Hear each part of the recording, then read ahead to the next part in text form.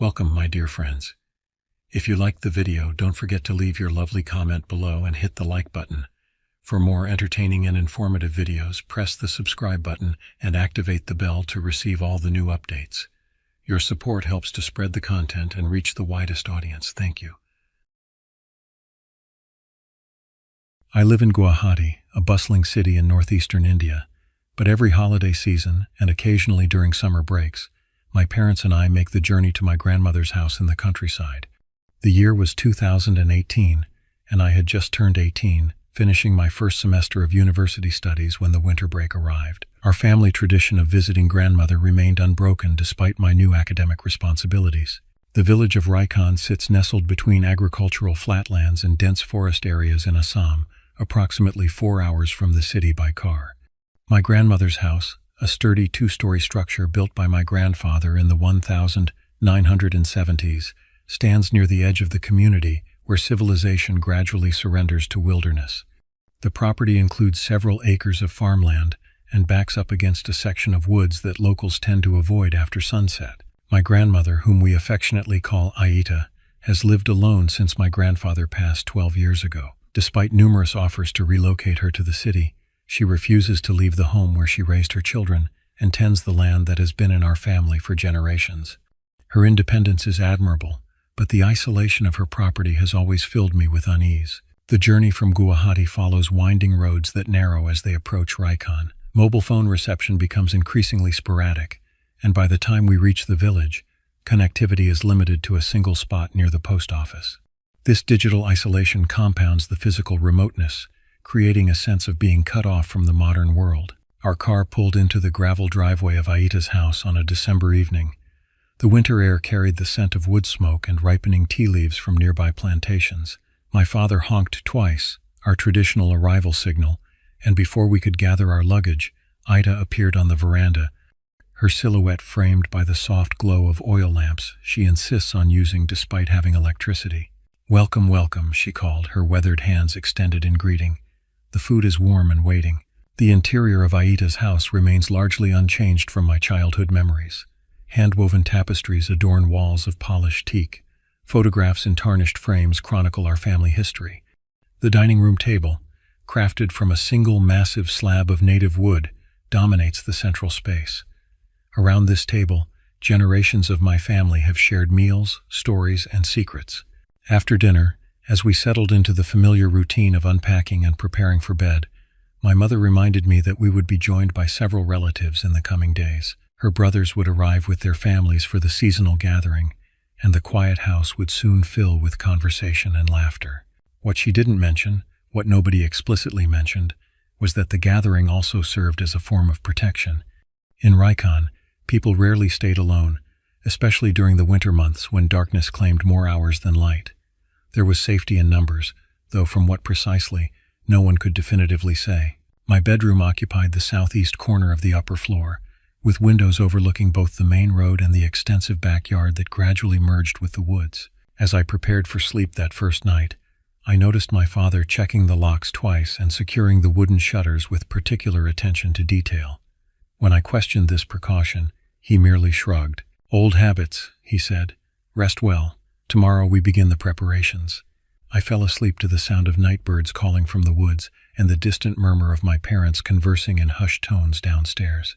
My dreams that night were fragmented, filled with shadowy figures moving between trees and the sensation of being watched through the darkness. I awoke several times, disoriented and sweating despite the winter chill, convinced I had heard something scraping against my window. Morning brought clarity and dismissed the nocturnal fears as mere products of an overactive imagination. Yet as I joined my family for breakfast, I couldn't shake the lingering unease that had accompanied me from sleep. Looking around the table at my parents and grandmother, I realized they all carried a similar tension in their shoulders, a vigilance in their eyes that seemed out of place in the daylight. "Is everything all right?" I asked, spreading homemade butter on warm roti. My father and mother exchanged glances before Aita spoke. "Reichon has always been different from the city," she said carefully. "There are things here that cannot be explained by your science books or university professors, things that have been happening since before I was born."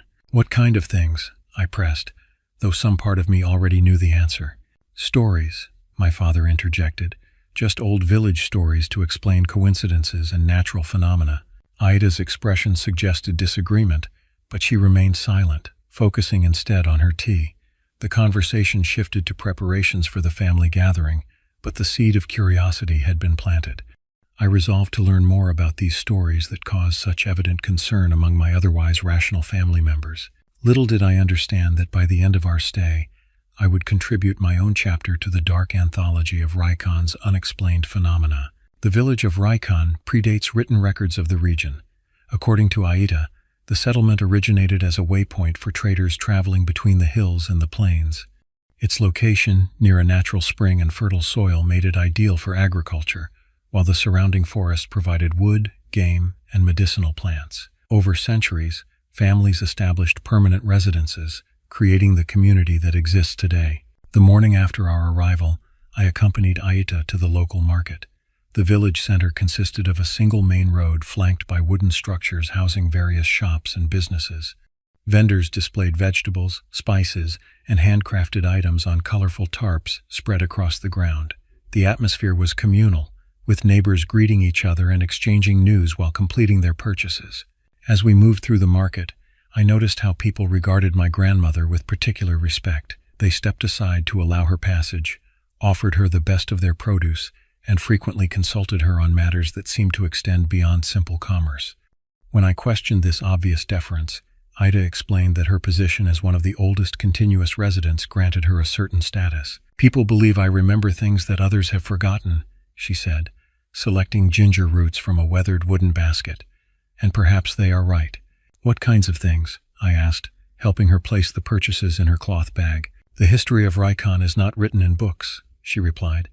"It lives in stories passed from one generation to the next. Some of these stories explain why certain areas remain undeveloped, why particular traditions persist, and why caution governs our movements after dark." We paused at a tea stall operated by an elderly man whose deeply lined face suggested decades of exposure to the elements. He nodded to Ida and prepared our drinks without requiring an order. As we sat on a narrow wooden bench, sipping the strong, sweet liquid, Ida continued her explanation. "Reichon has always attracted unusual occurrences," she said. Her voice lowered despite the bustling market around us. "Some attribute this to the specific geography. The confluence of forest, farmland, and water creates what old practitioners call a thin boundary. Others believe that historical events have left impressions that continue to resonate through time." "Historical events?" I prompted. "During the colonial period, this region witnessed considerable conflict," she explained, not all of it documented by official records. Local resistance fighters used these forests as bases for operations against British forces. Reprisals were severe. Many disappeared without proper burial rites. A middle-aged woman approached our table, interrupting the conversation to greet Aida and inquire about my father. After she departed, Aida changed the subject, discussing instead the preparations for the upcoming family gathering. I sensed her reluctance to elaborate further in such a public setting and decided not to press the issue. Later that afternoon, while helping my father clean the small cabin behind the main house where the men traditionally gathered during family events, I broached the subject again. The cabin stood approximately 50 meters from the main structure, positioned near a stand of bamboo that marked the transition between cultivated land and wild forest. A narrow footpath connected it to the house, crossing a small seasonal stream that currently contained only a trickle of water. "Dad, what exactly are these stories about Reichon that everyone seems to know but nobody wants to discuss?" I asked, sweeping accumulated dust from the wooden floor. My father paused his work organizing chairs against the wall, considering his response. Unlike Aita, who embraced the mystical aspects of village life, my father had pursued education and embraced rationality.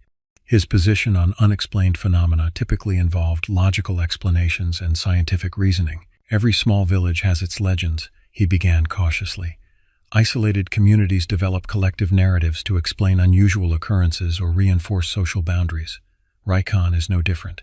But something happened to you here, didn't it?" I pressed. "Something you can't explain?" He turned to face the window, looking out toward the line of bamboo swaying gently in the afternoon breeze. For a moment, his typically confident demeanor faltered, revealing uncertainty beneath. "There are incidents I've witnessed that defy conventional explanation," he admitted. "Experiences shared by others within the family and village. These accounts display remarkable consistency despite coming from observers of different backgrounds, education levels, and generational perspectives. Like what? I urged. The most notable occurred during my university break, approximately 25 years ago, he said, turning back to face me. I was with my cousin and two uncles in this very cabin. We were celebrating my acceptance to graduate studies, talking late into the night. He gestured toward the rear window that overlooked the bamboo grove. It was well past midnight when we saw it, a sphere of blue light moving horizontally through the bamboo, not flickering like flame, but steady and controlled, approximately 1 meter above the ground. It traveled in a straight line, maintaining consistent speed and elevation despite the uneven terrain. Could it have been someone carrying a lantern? I suggested. That was our initial assumption, he nodded. We called out, thinking perhaps a villager had wandered onto the property. When no one responded, my uncle suggested it might be someone with ill intent, perhaps surveying the property for theft. We quickly extinguished our own lamp to avoid being visible targets and observed in silence. He moved to the window, pointing toward the thick stand of bamboo. The light passed behind this thick cluster, where it should have been momentarily obscured before reappearing on the other side. Instead, it simply vanished. We waited several minutes, but it never emerged. When we investigated the area the following morning, we found no footprints, no disturbed vegetation, no evidence of human passage. Maybe it was ball lightning or some natural phenomenon, I suggested. Perhaps, he conceded, though the controlled movement pattern contradicts known behavior of electrical atmospheric phenomena, and it fails to explain similar sightings reported consistently over decades by different observers.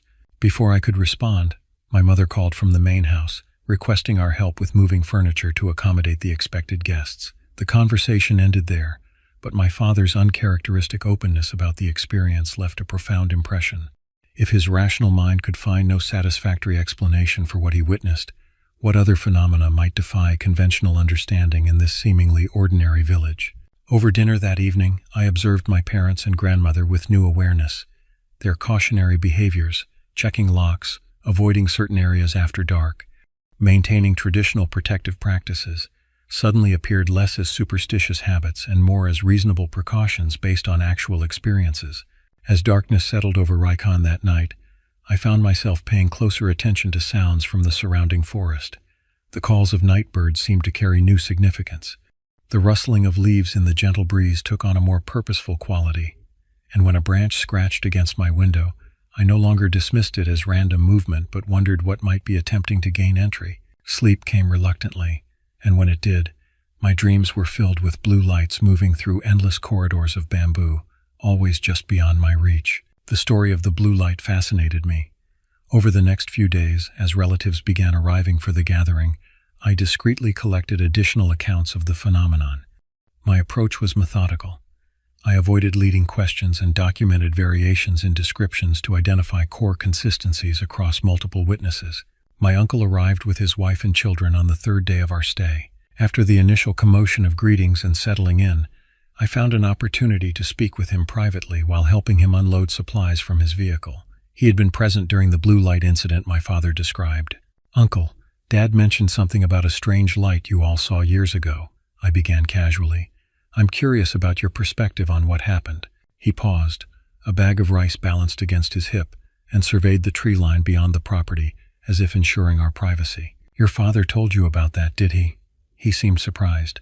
He usually avoids discussing such matters.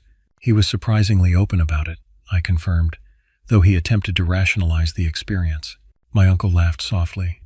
"Always the academic, your father. Some things resist scientific categorization, especially in Reichon." As we continued unloading the vehicle, he shared his recollection of that night 25 years ago.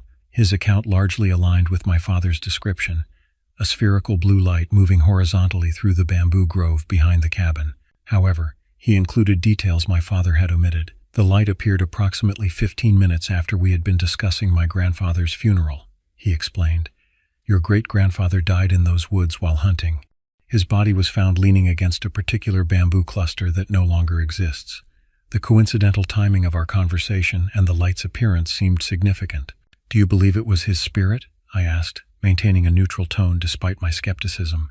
"I make no definitive claims," he replied carefully.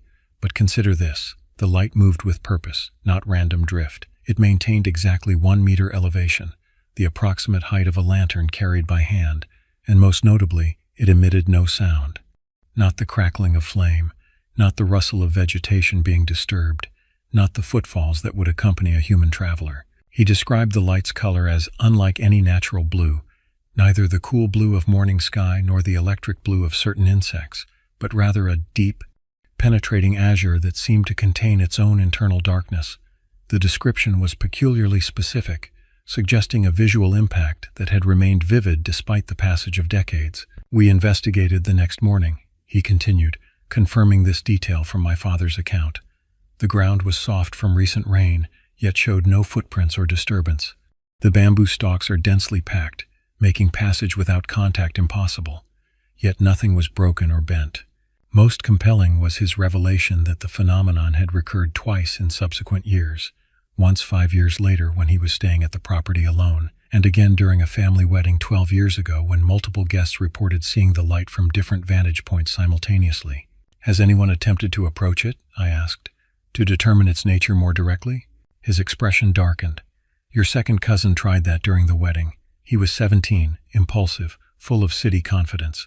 He pursued the light into the bamboo grove. What happened? He returned approximately 20 minutes later, disoriented and unable to account for his movements during that time. He recalled following the light for what felt like seconds before suddenly finding himself on the opposite side of the property with no memory of the intervening journey. He complained of intense headaches for 3 days afterward. By the time we finished unloading the vehicle, other relatives had arrived, curtailing our private conversation. However, over the next 2 days, I gathered corroborating accounts from 3 additional family members who claimed to have witnessed the phenomenon. The descriptions maintained remarkable consistency in terms of the light's appearance, movement patterns, and the unsettling absence of accompanying sound. On the 5th night of our stay, with the house now full of extended family members, several cousins suggested we gather in the cabin for games and conversation. My parents exchanged concerned glances but relented when my uncles volunteered to accompany us. 8 of us made our way down the narrow path as darkness settled, carrying lanterns and snacks for the evening. The cabin's interior felt different when occupied by multiple people, less ominous, more intimate. We arranged chairs in a circle and began playing cards while sharing university experiences and future plans. The conversation flowed easily, punctuated by laughter and good-natured teasing. Around 11:30 p.m., the youngest uncle present suggested we extinguish the lamps and tell ghost stories, a tradition from our childhood gatherings.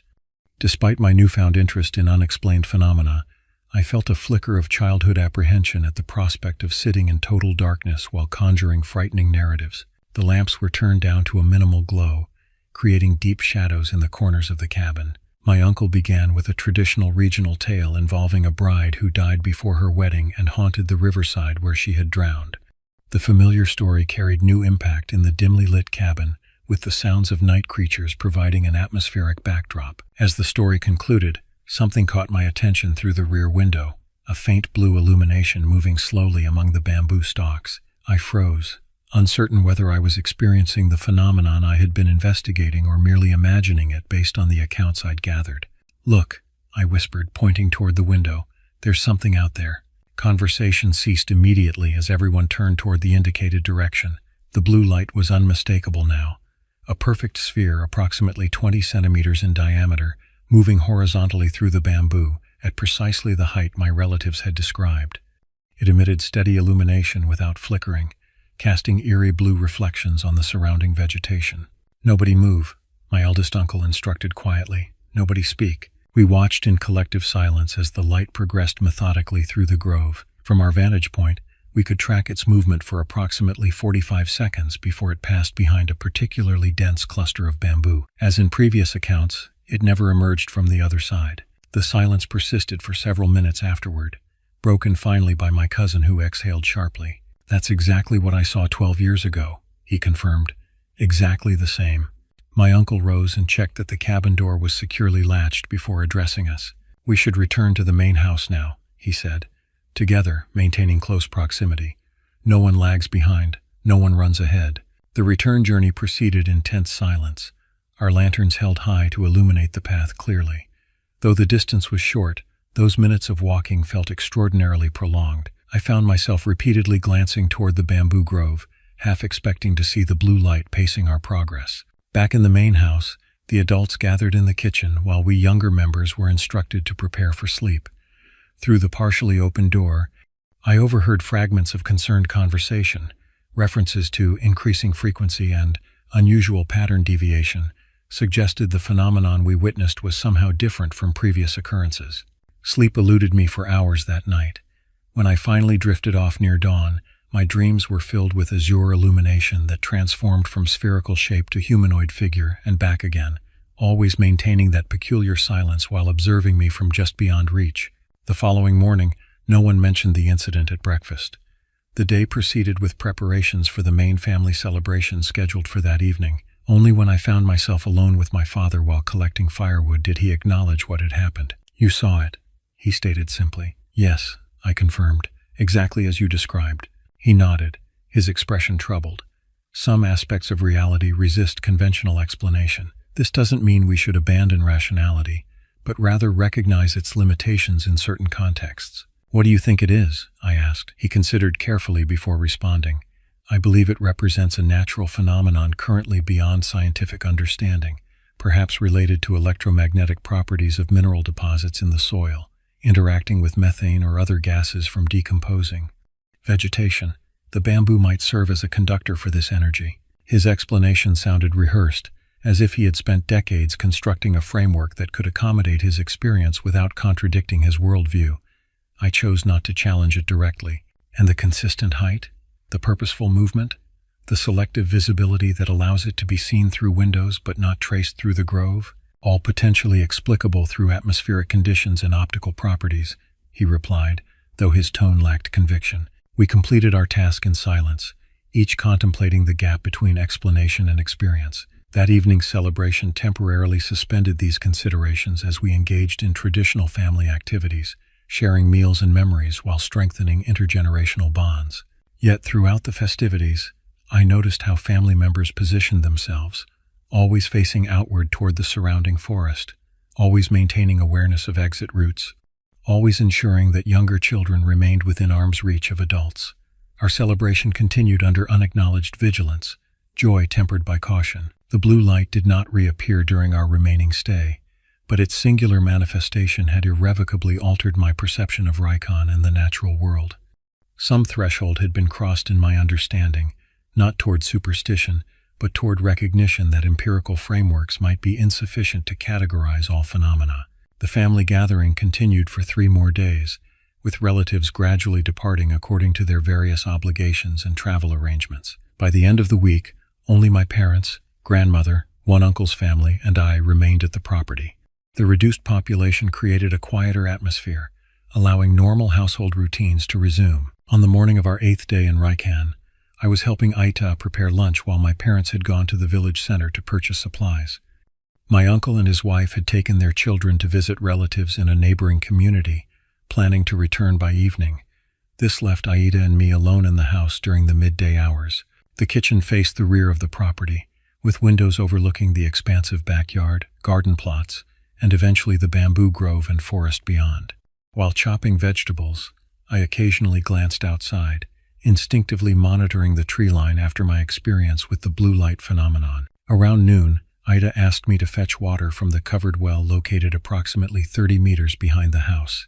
This well, constructed by my grandfather decades earlier, supplemented the property's modern plumbing system and was still used for drinking water due to its exceptional clarity and taste. As I crossed the yard carrying empty vessels, I noticed movement near the old outhouse structure that stood at the property's edge. This small building, constructed of brick with a corrugated metal roof, had been replaced by indoor plumbing years ago but remained standing primarily due to the difficulty of demolition. Its position, partially obscured by overgrown flowering bushes, made it barely visible from the main house. A man I didn't recognize stood beside the structure, appearing to examine its exterior. His clothing was unremarkable, dark trousers and a faded button-down shirt, but something about his posture struck me as unusual. He stood perfectly still, his attention fixed on the building with an intensity that seemed disproportionate to its mundane nature. Maintaining a cautious distance, I called out in Assamese, asking if he needed assistance. The man turned slowly toward me but offered no response. His face remained partially shadowed by the midday sun positioned behind him, preventing clear identification of his features. After an uncomfortably prolonged moment of silence, he raised his hand in what might have been greeting or dismissal before turning back toward the outhouse. Unsettled by the encounter, I completed my water collection quickly and returned to the house, informing Ida about the stranger on our property. "Describe him," she requested, her hands pausing their work with the dough she was kneading. I provided the limited details I had observed: approximate height, clothing, and unusual behavior. As I spoke, Aida's expression transitioned from curiosity to concern. "Stay inside," she instructed, wiping flour from her hands. "I'll call your uncle." "He's visiting relatives in Dibrugarh," I reminded her. "They won't return until evening." She hesitated, clearly uncomfortable with the situation but reluctant to appear alarmed. "Perhaps it's someone from the village checking the property boundaries," she suggested, though her tone conveyed doubt. "The land surveys are scheduled next month. Should we call the local constable?" I asked. "Not yet," she decided. "First we should verify if he's still there and determine his purpose." We moved to the kitchen window that provided the best view of the outhouse. The structure remained visible, but the man was no longer in sight. Ida retrieved an old pair of binoculars from a cabinet drawer, using them to scan the property perimeter. "I don't see anyone," she confirmed after a thorough survey. "But I don't like this. When your parents return, we'll have your father check the area properly." We returned to preparing lunch, though both maintained frequent visual checks through the windows. Approximately 20 minutes later, movement again caught my attention. The same figure, now standing directly beside the outhouse door, his hand positioned on the latch as if preparing to enter. "He's back," I alerted Ida, pointing toward the figure. She joined me at the window, binoculars raised. After focusing on the area, her complexion paled noticeably. "I see the outhouse," she said carefully, "but there's no one there." "That's impossible," I insisted. "He's standing right next to the door. Dark clothes, same man as before." Aida handed me the binoculars without comment. When I raised them to my eyes and adjusted the focus, I experienced a moment of profound disorientation. Through the magnified view, the outhouse stood alone against the background of vegetation. No human figure was visible in the vicinity. Lowering the binoculars, I could clearly see the man with my unaided vision, still in the same position, now partially opening the outhouse door. When I raised the binoculars again, the area appeared unoccupied. "This isn't possible," I whispered, alternating between direct observation and binocular viewing several times with identical results each time. "Come away from the window," Ida instructed firmly, pulling me back from the glass. "Sit down." She guided me to a kitchen chair and poured a glass of water from the container I had recently filled.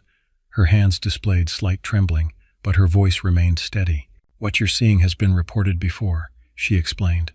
"Not frequently, but consistently over many years. Different observers, different times of day, always near that specific structure." "What exactly am I seeing?" I asked, struggling to reconcile the contradictory visual information. "We don't know," she admitted. "Some believe it's a visual disturbance caused by heat refraction or particular lighting conditions. Others suggest it represents something less conventional." "You mean a ghost?" The word felt childish as I spoke it. "I mean a phenomenon that persists independently of individual perception," she corrected. "The fact that it cannot be observed through magnifying devices suggests it may exist outside normal optical parameters." Her surprisingly technical explanation reminded me that Ida had been trained as a nurse before marriage, her understanding of the world informed by both scientific education and traditional knowledge systems. A noise from the front of the house interrupted our conversation, my parents returning with supplies. Ida motioned for me to remain seated while she greeted them and explained the situation. I heard my father's concerned voice, followed by determined footsteps as he moved through the house toward the rear door. "Stay inside," he instructed firmly as he passed the kitchen. "All of you." From the window, I watched him cross the yard with purposeful strides, a heavy walking stick gripped in his right hand. As he approached the outhouse, the figure, still visible to my unaided eye, turned toward him.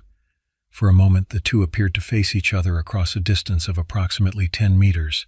Then, in a movement that defied natural human locomotion, the figure seemed to slide sideways and behind the structure without taking observable steps. My father increased his pace, circling the outhouse completely before examining the surrounding area in expanding perimeter checks. After several minutes of thorough investigation, he returned to the house. "There's no one there," he confirmed, his expression troubled. No footprints in the soft ground, no disturbance to the spiderwebs across the outhouse door, no indication of recent human presence. But I saw him clearly, I insisted, even while you were out there. He moved behind the building when you approached. My father and Aida exchanged significant glances. You saw someone while I was conducting the search? He clarified. When I confirmed this, he sat heavily at the kitchen table, absently accepting the glass of water my mother offered. This matches previous reports, he acknowledged reluctantly. Incidents in 1992, 2001, and 2009 described similar observations. A male figure visible to some observers but not others, appearing near the outhouse, unable to be photographed or viewed through optical devices, leaving no physical evidence of presence. What is it? I asked directly. I don't know, my father admitted, the acknowledgement clearly difficult for him. The consistent reports suggest something beyond simple misidentification or hallucination, particularly since multiple unrelated observers have described nearly identical experiences over decades. The property was previously owned by a family that departed abruptly in the 1940s, Ida added. Local records indicate the male householder disappeared under unclear circumstances. When the remaining family members left the area, rumors suggested they were fleeing something associated with his disappearance. We maintained heightened vigilance throughout the afternoon. My uncle and his family returned early evening, and after being informed of the incident, insisted on conducting another thorough inspection of the property perimeter. No evidence of intrusion was discovered, and no further sightings occurred that day. That night, additional precautions were implemented.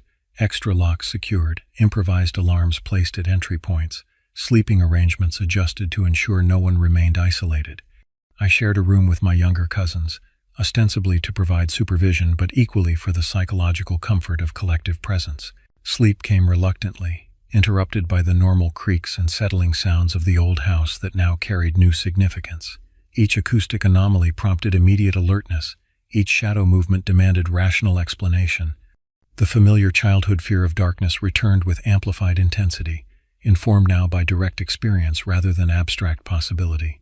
Morning brought temporary relief through daylight and resumed activity, but the incident had irrevocably altered my perception of the property. Spaces I had previously navigated without consideration now demanded conscious evaluation. The outhouse structure, once an overlooked relic of earlier domestic arrangements, became a focal point of avoidance, not through explicit instruction but instinctive aversion.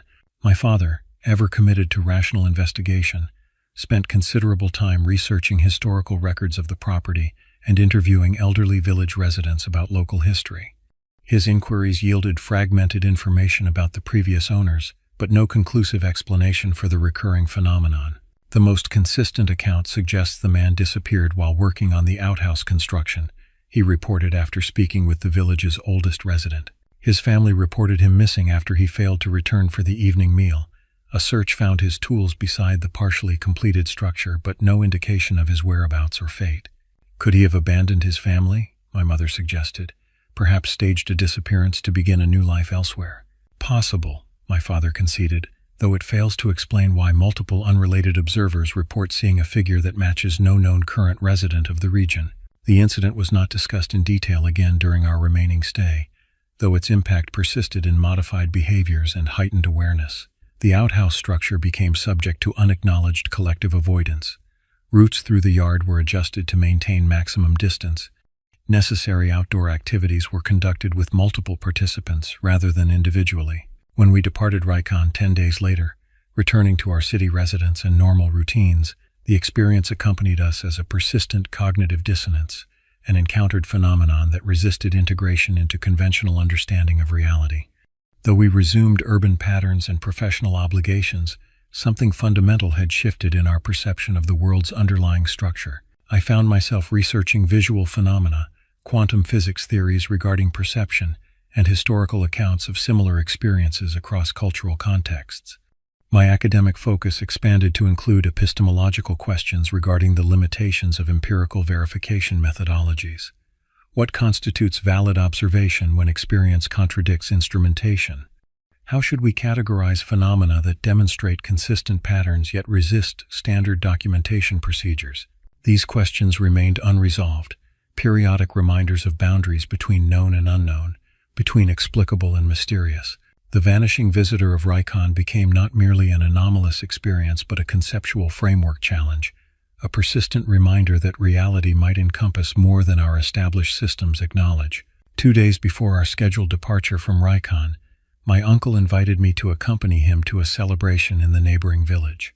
A distant relative was hosting a traditional pre-wedding gathering, and my uncle thought the experience would provide insight into regional customs while offering a welcome distraction from the unsettling incidents at our property. The celebration began in late afternoon with traditional music, elaborate meals, and ceremonial exchanges between the families of the prospective bride and groom. Multiple generations participated in the festivities, which extended well into the evening hours.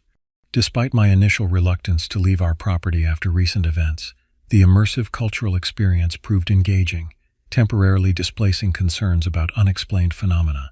Around 11 o'clock, my uncle indicated it was time to return home. Several guests offered to drive us, but my uncle declined, explaining that the narrow footpaths between villages provided a more direct route than the circuitous road system. He assured me the walk would take only 25 minutes, and that he had made the journey countless times throughout his life. We departed with warm farewells, carrying a small lantern to illuminate our path. The night air carried a pleasant chill, filled with the scents of wood smoke, cultivated fields, and forest vegetation. For the first 10 minutes, our journey proceeded comfortably as we followed a well-established path between agricultural plots. My uncle pointed out constellations visible in the clear night sky, naming them in both Sanskrit and Assamese while explaining their significance in traditional agricultural calendars. As we approached the boundary between cultivated land and forest edge, where the path narrowed considerably, my uncle's conversational tone shifted subtly. His astronomical lecture tapered into silence, replaced by more frequent directional instructions and increased attention to our surroundings. The lantern, previously held at comfortable carrying height, was now raised higher to maximize the illuminated area ahead. "We're entering the connector path," he explained, his voice deliberately casual, though I detected underlying tension. "It runs parallel to the stream for approximately half a kilometer before reaching the road that leads to grandmother's property. The footing can be uneven, so watch your step carefully." The path indeed narrowed significantly, barely accommodating our side-by-side progress. Dense vegetation pressed close on either side, occasionally brushing against our clothing as we navigated the restricted space. Overhead, tree branches created a natural canopy that obscured the previously visible stars, intensifying the darkness beyond our lantern's limited radius. This section was originally created by wild elephants traveling between water sources, my uncle explained, maintaining conversation that seemed partially intended to assert human presence in the otherwise silent forest. Later, villagers expanded it for timber transportation and travel between communities. Approximately 5 minutes into this forested section, my uncle abruptly halted mid-sentence during a description of local woodcraft traditions. His posture stiffened noticeably as he turned his head slightly, adopting the characteristic attitude of intensified listening. "What is it?" I whispered, instinctively matching his suddenly reduced volume. He raised his hand for silence, continuing to focus his attention behind us. After several seconds of perfect stillness, he lowered the hand and resumed walking, though at a noticeably accelerated pace. "Probably nothing," he responded, though his tone contradicted the reassurance. "Forest animals are active at night. Let's continue." We proceeded at the increased speed for perhaps 2 minutes before he stopped again, this time turning completely to direct the lantern's beam along our back trail. The light revealed only the empty path winding between dark vegetation. "Uncle, what's wrong?" I asked, unable to identify any cause for his evident concern. He hesitated before responding. "I thought I heard footsteps behind us, a walking pattern that—" He paused, seeming to reconsider his explanation.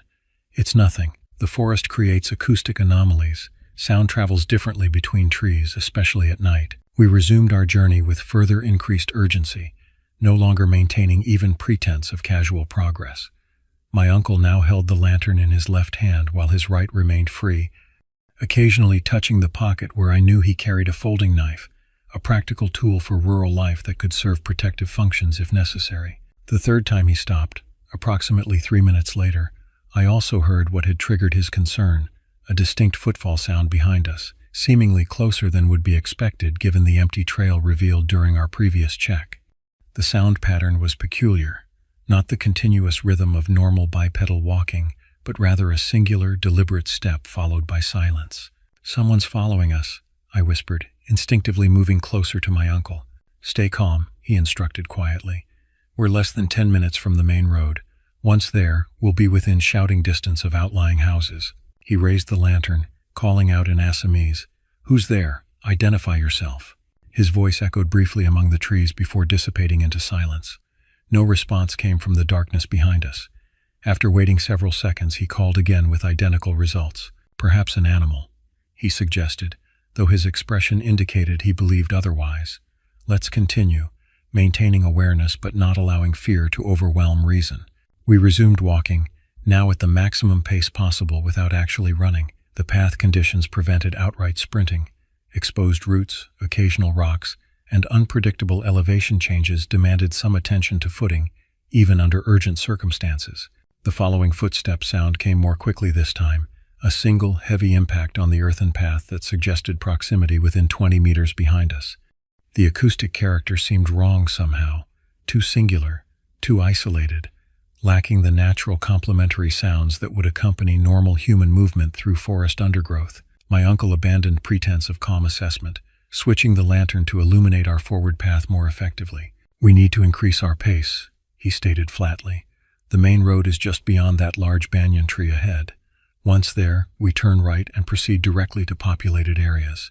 Before we could implement this plan, his phone chimed with an incoming message notification, an incongruously normal sound in our increasingly abnormal situation. He retrieved the device with his free hand, glancing at the screen.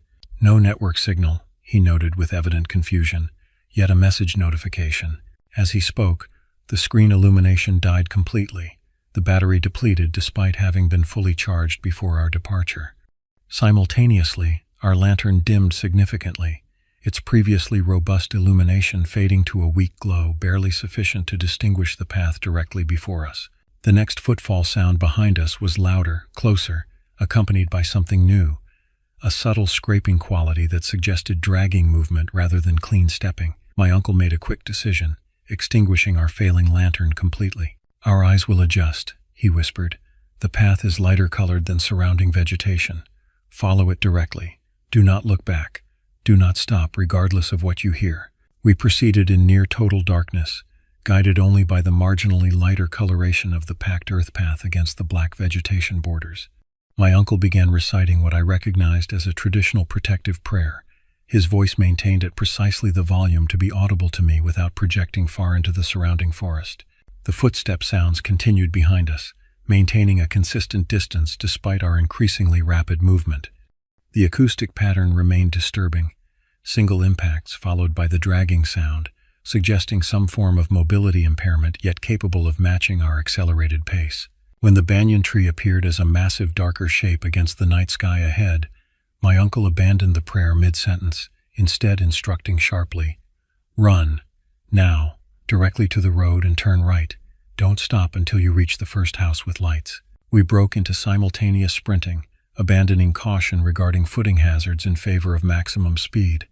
The footsteps behind us immediately accelerated, the singular impacts coming in rapid succession interspersed with the scraping drag sound, an impossible locomotion pattern that suggested hopping on a single limb rather than normal bipedal movement. The distance to the banyan tree seemed to expand impossibly, the landmark remaining frustratingly distant despite our full-speed approach.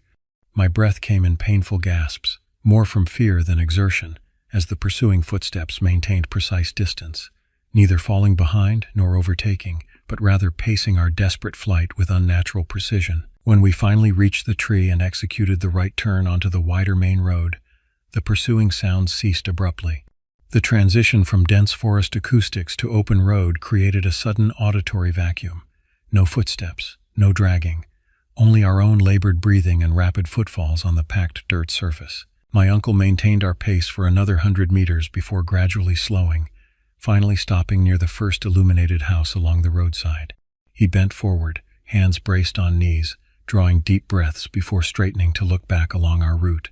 The road stretched empty in both directions, the banyan tree junction barely visible in the distance. "What was that?" I gasped when sufficient breath returned for speech. He shook his head slowly. "Something that inhabits the boundary spaces. It rarely ventures onto main paths or populated areas. Usually it only makes its presence known, maintaining distance from humans. Usually, I prompted when he didn't continue. There have been incidents, he acknowledged reluctantly. Individuals traveling alone at night who reported being followed all the way to their destinations. Several described hearing it circling their homes throughout the night, attempting to gain entry through doors and windows.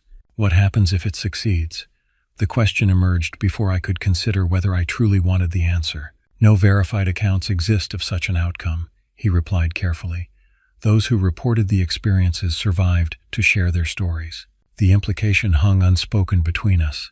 Those who might have experienced worse outcomes were unavailable to provide testimony.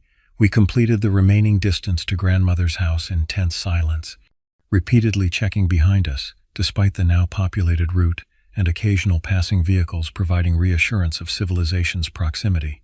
Upon reaching the property, my uncle insisted on inspecting the house perimeter before allowing me to enter. Once inside, he immediately checked all doors and windows, reinforcing standard locks with additional improvised barriers. Only after completing these security measures did he share our experience with the other adults present.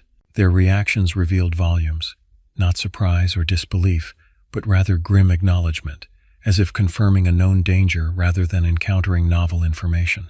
My father immediately joined my uncle in a second inspection of the property boundaries, while my mother and aunt prepared hot tea with medicinal herbs traditionally associated with protection and recovery. Later that night, as I lay awake listening to the adults conversing in hushed tones downstairs, I processed the experience through multiple interpretative frameworks. The rational explanation suggested a human pursuer with malicious intent, perhaps deterred by our reaching more populated areas. Yet this failed to account for the distinctive movement pattern, the electronic malfunctions, and the precise pacing that maintained constant distance regardless of our speed variations. Alternative explanations entered territory I had previously dismissed. Traditional regional beliefs regarding forest entities that occupied threshold spaces between wild and cultivated lands, between natural and human domains. These conceptual frameworks, which I had categorized as cultural metaphors rather than literal descriptions, suddenly offered structural coherence to an experience that defied conventional categorization. Sleep eventually claimed me near dawn, bringing dreams filled with endless pursuit through increasingly narrow paths. The pursuing entity remained perpetually just beyond visual confirmation, its presence indicated only by that distinctive singular footfall, followed by the dragging sound, always approaching but never quite reaching me across the dreamscape's shifting geography. Morning brought physical exhaustion but mental clarity. Whatever had followed us through the forest represented a genuine phenomenon, whether human, animal, or something uncategorized within those binary options. The experience joined the accumulating evidence that Reichon's reputation for unusual occurrences reflected actual conditions rather than mere superstition or cultural narrative. My uncle avoided detailed discussion of the incident during daylight hours, particularly around younger family members. However, when I approached him privately while helping prepare the Jeep for our departure the following day, he offered limited additional context. "It has been encountered for at least 4 generations," he explained while checking tire pressure. My grandfather documented multiple incidents in journals he maintained throughout his forestry career. The British administrators dismissed his reports as native superstition, but he maintained meticulous records, including witness statements from colonial officials who experienced similar encounters. "What did he believe it was?" I asked, handing him tools as needed. "He developed no conclusive theory," my uncle replied. "But he noted patterns in the encounters. They occurred predominantly during specific lunar phases, involved primarily male travelers, and focused on paths that followed historical boundaries between tribal territories. This information provided no definitive explanation but offered contextual framework. The phenomenon had historical continuity, geographical consistency, and documented patterns that transcended individual perception or cultural background. Whatever had followed us represented not an isolated incident but rather a persistent aspect of Reichon's reality, acknowledged through generations despite changing social and educational contexts. Our departure the following day carried mixed emotions: relief at returning to familiar urban environments, where unexplained phenomena seemed less prevalent, yet reluctance to leave questions unresolved. As our vehicle navigated the winding road away from the village, I found myself looking back not merely at the diminishing landscape, but at a conceptual boundary crossed during our stay. I had arrived in Reichon with the confident epistemological framework of contemporary education, a system that categorized traditional accounts of unusual phenomena as cultural constructs, serving social cohesion functions rather than descriptive reports.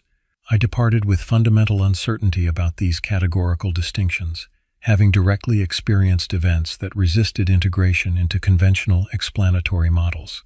The blue light, the vanishing visitor, the single-footed pursuer, each incident presented empirical challenges to established understanding.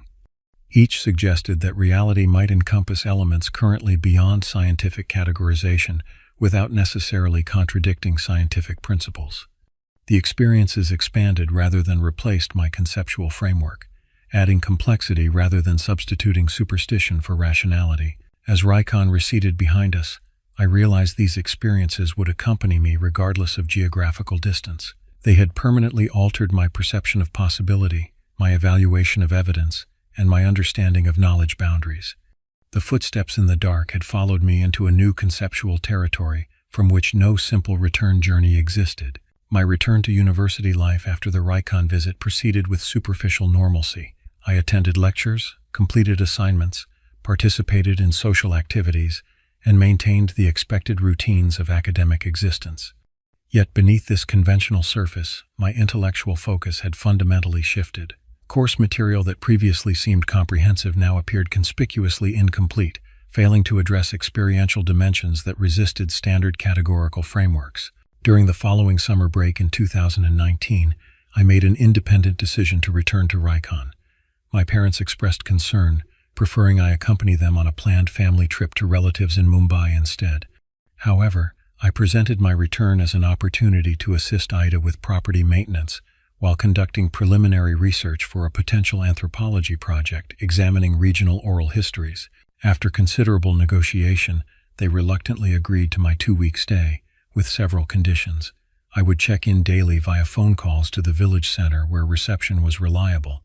My uncle, who lived in a nearby town, would visit frequently, and I would adhere to strict safety protocols, including avoiding forest paths after sunset and maintaining secure household boundaries at all times. I arrived in Reichon during early June, when monsoon rains transformed the landscape into vibrant greens punctuated by blooming wildflowers. Ida welcomed me with characteristic warmth, tempered by evident concern regarding my solitary arrival.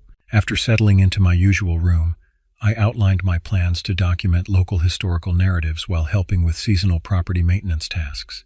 "Your interest in our stories is welcome," she commented while preparing afternoon tea. "But remember that recording and investigation are different from direct engagement. Some knowledge functions as warning rather than invitation." I assured her my approach would remain scholarly rather than experimental, though privately I harbored more complex intentions. Beyond documenting narratives, I hoped to establish pattern recognition frameworks that might correlate environmental factors with reported phenomena.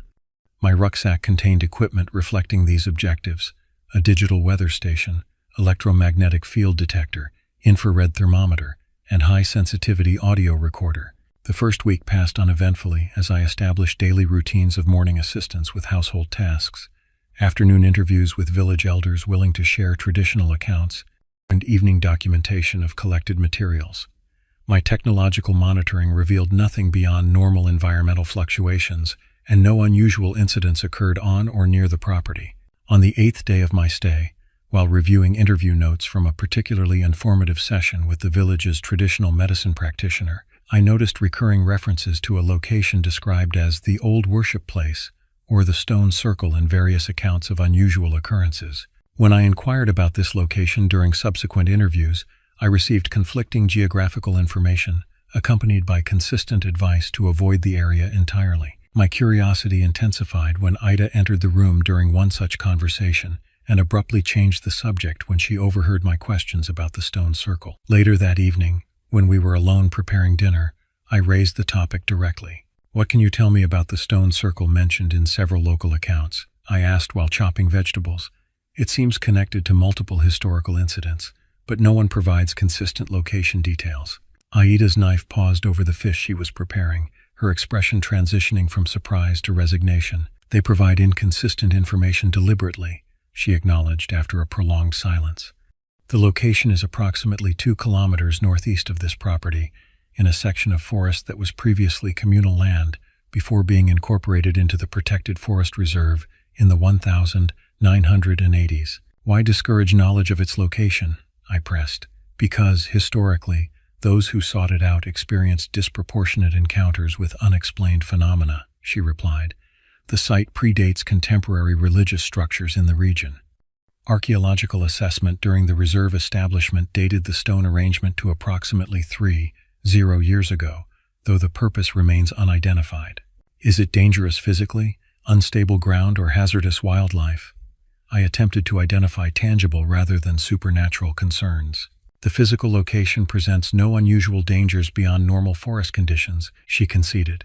The concerns relate to its apparent role as a focal point for the types of phenomena you've already encountered here.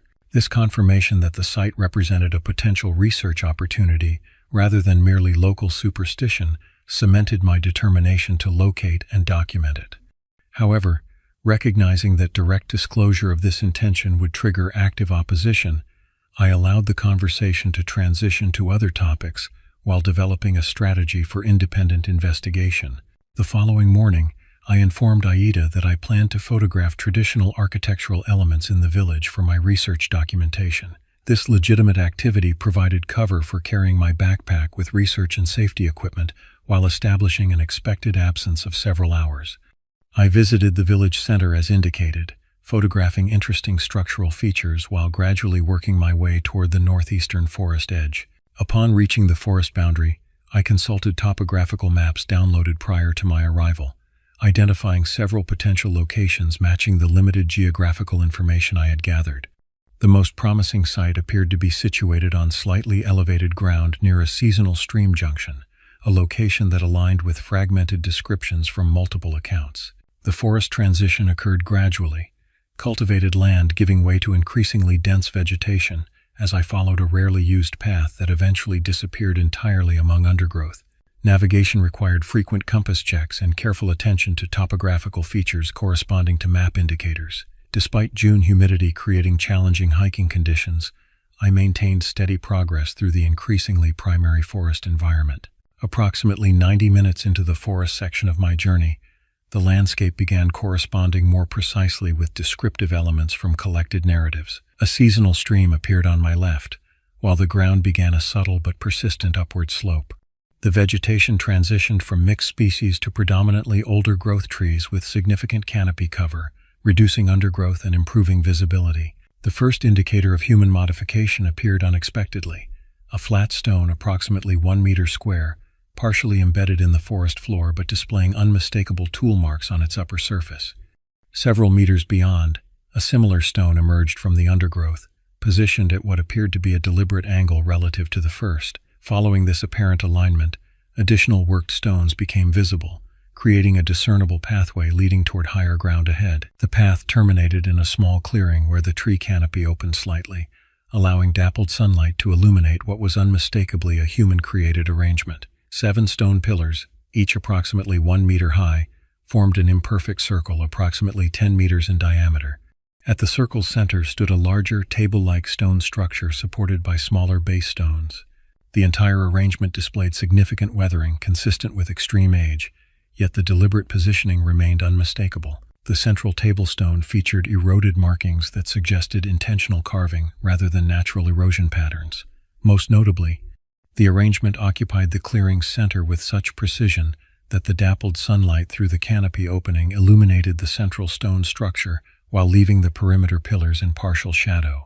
I methodically documented the site through photographs and measurements, noting orientation relative to cardinal directions and potential astronomical alignments. The central stone table aligned precisely east-west, with more elaborately carved elements on the eastern edge. The perimeter stones, though superficially similar, displayed subtle size variations that corresponded to specific directional positions, suggesting functional rather than merely aesthetic purpose.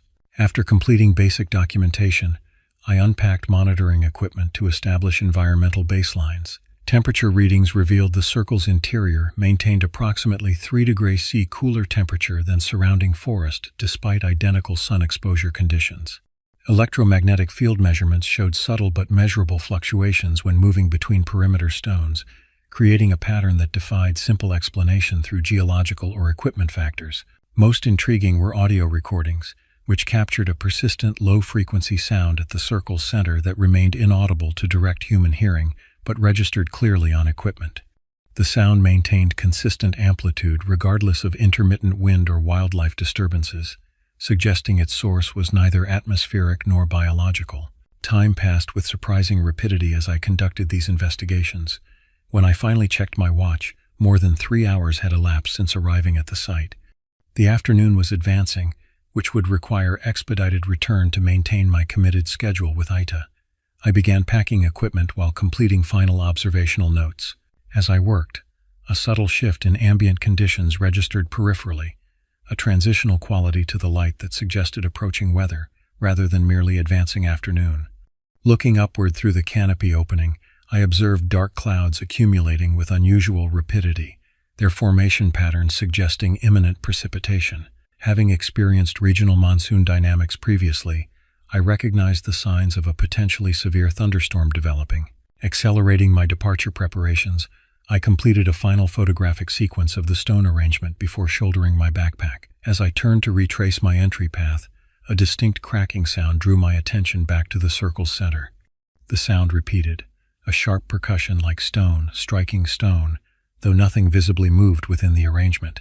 The first raindrops began penetrating the canopy as I hesitated, uncertain whether to investigate this new phenomenon or prioritize departure ahead of deteriorating weather conditions.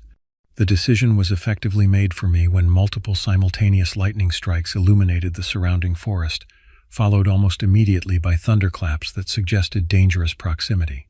I abandoned further investigation and began retracing my route with increased urgency. The rainfall intensified dramatically within minutes, transitioning from isolated drops to continuous sheets that reduced visibility and transformed the forest floor into increasingly slippery terrain. The previously subtle stream now carried significant flow volume, its crossing points becoming potentially hazardous. Navigation challenges intensified as natural light diminished under the combined effects of canopy density, storm clouds, and advancing afternoon. I maintained direction using compass readings protected within a waterproof case, but progress slowed considerably due to reduced visibility and increasingly treacherous footing. Approximately halfway back to the forest edge, I paused beneath a particularly dense canopy section that offered marginal protection from the heaviest rainfall. While consulting my map to verify position, I became aware of an anomalous sound barely perceptible beneath the rainfall's constant percussion, a rhythmic tapping that suggested deliberate pattern rather than random natural occurrence. Initially attributing this to water droplets striking particular surfaces in sequence, I prepared to resume movement when the pattern changed distinctly, transitioning from regular intervals to what unmistakably represented a simple numerical sequence: 3 rapid taps, pause, 5 rapid taps, pause, followed by a single prolonged sound. This pattern repeated with precise timing, eliminating any reasonable attribution to random natural processes. More concerning was the sound's apparent directionality. It originated behind me, along the path leading back toward the stone circle, yet carried acoustic properties suggesting much closer proximity than the significant distance already traversed. Rational assessment suggested immediate continuation toward the forest edge and safety. However, investigative curiosity momentarily overrode this pragmatic response. I carefully extracted the audio recorder from my backpack, activated its highest sensitivity setting, and pointed the directional microphone toward the sound source. The recording level indicators immediately registered significant input despite the environmental noise floor created by rainfall. When I rotated the device slowly through different directional alignments, the signal strength peaked precisely when aimed toward the stone circle location, though visible conditions verified nothing could be observed beyond a few meters in the dense vegetation and precipitation. The tapping pattern continued with mathematical precision, 3, 5, 1, repeating in cycles of exactly 12 seconds based on the recorder's time display. This precision eliminated wildlife or random environmental factors as plausible explanations, strongly suggesting intentional communication attempts. As I contemplated potential response protocols, the pattern abruptly ceased mid-sequence. The absence created a perceptual void more noticeable than the sound itself had been. This silence held for approximately 20 seconds before a new sound emerged, no longer tapping but rather what registered as bipedal movement through undergrowth, approaching along the path from the circle direction. The movement pattern contained the distinctive asymmetry I had encountered previously, the singular footfall followed by dragging sound that had pursued my uncle and me months earlier. However, this manifestation differed in one critical aspect. Rather than maintaining consistent distance, it was unambiguously approaching with increasing proximity. I secured the still recording device in an external backpack pocket and resumed movement toward the forest edge with maximum possible speed given the hazardous conditions. The pursuing sounds accelerated correspondingly, maintaining relative distance reduction that suggested interception before reaching the forest boundary would be mathematically probable. The rainfall intensity increased further, transitioning from merely heavy to torrential. Water accumulated on the forest floor, creating impromptu channeling that transformed portions of the return path into flowing streams. These conditions simultaneously impeded my progress while potentially obscuring audio detection of the pursuing entity's movements. When I reached the seasonal stream crossing, now transformed into a substantial water flow, I faced a critical decision point. The direct route required crossing increasingly hazardous water, while a deviation would add significant distance through potentially disorienting forest sections. The pursuing sounds, though partially masked by rainfall and flowing water, remained detectable and continued indicating reducing distance. I opted for the water crossing, reasoning that the flowing stream might create a boundary barrier based on previous encounter patterns, suggesting the entity avoided certain threshold transitions. The crossing itself proved physically challenging.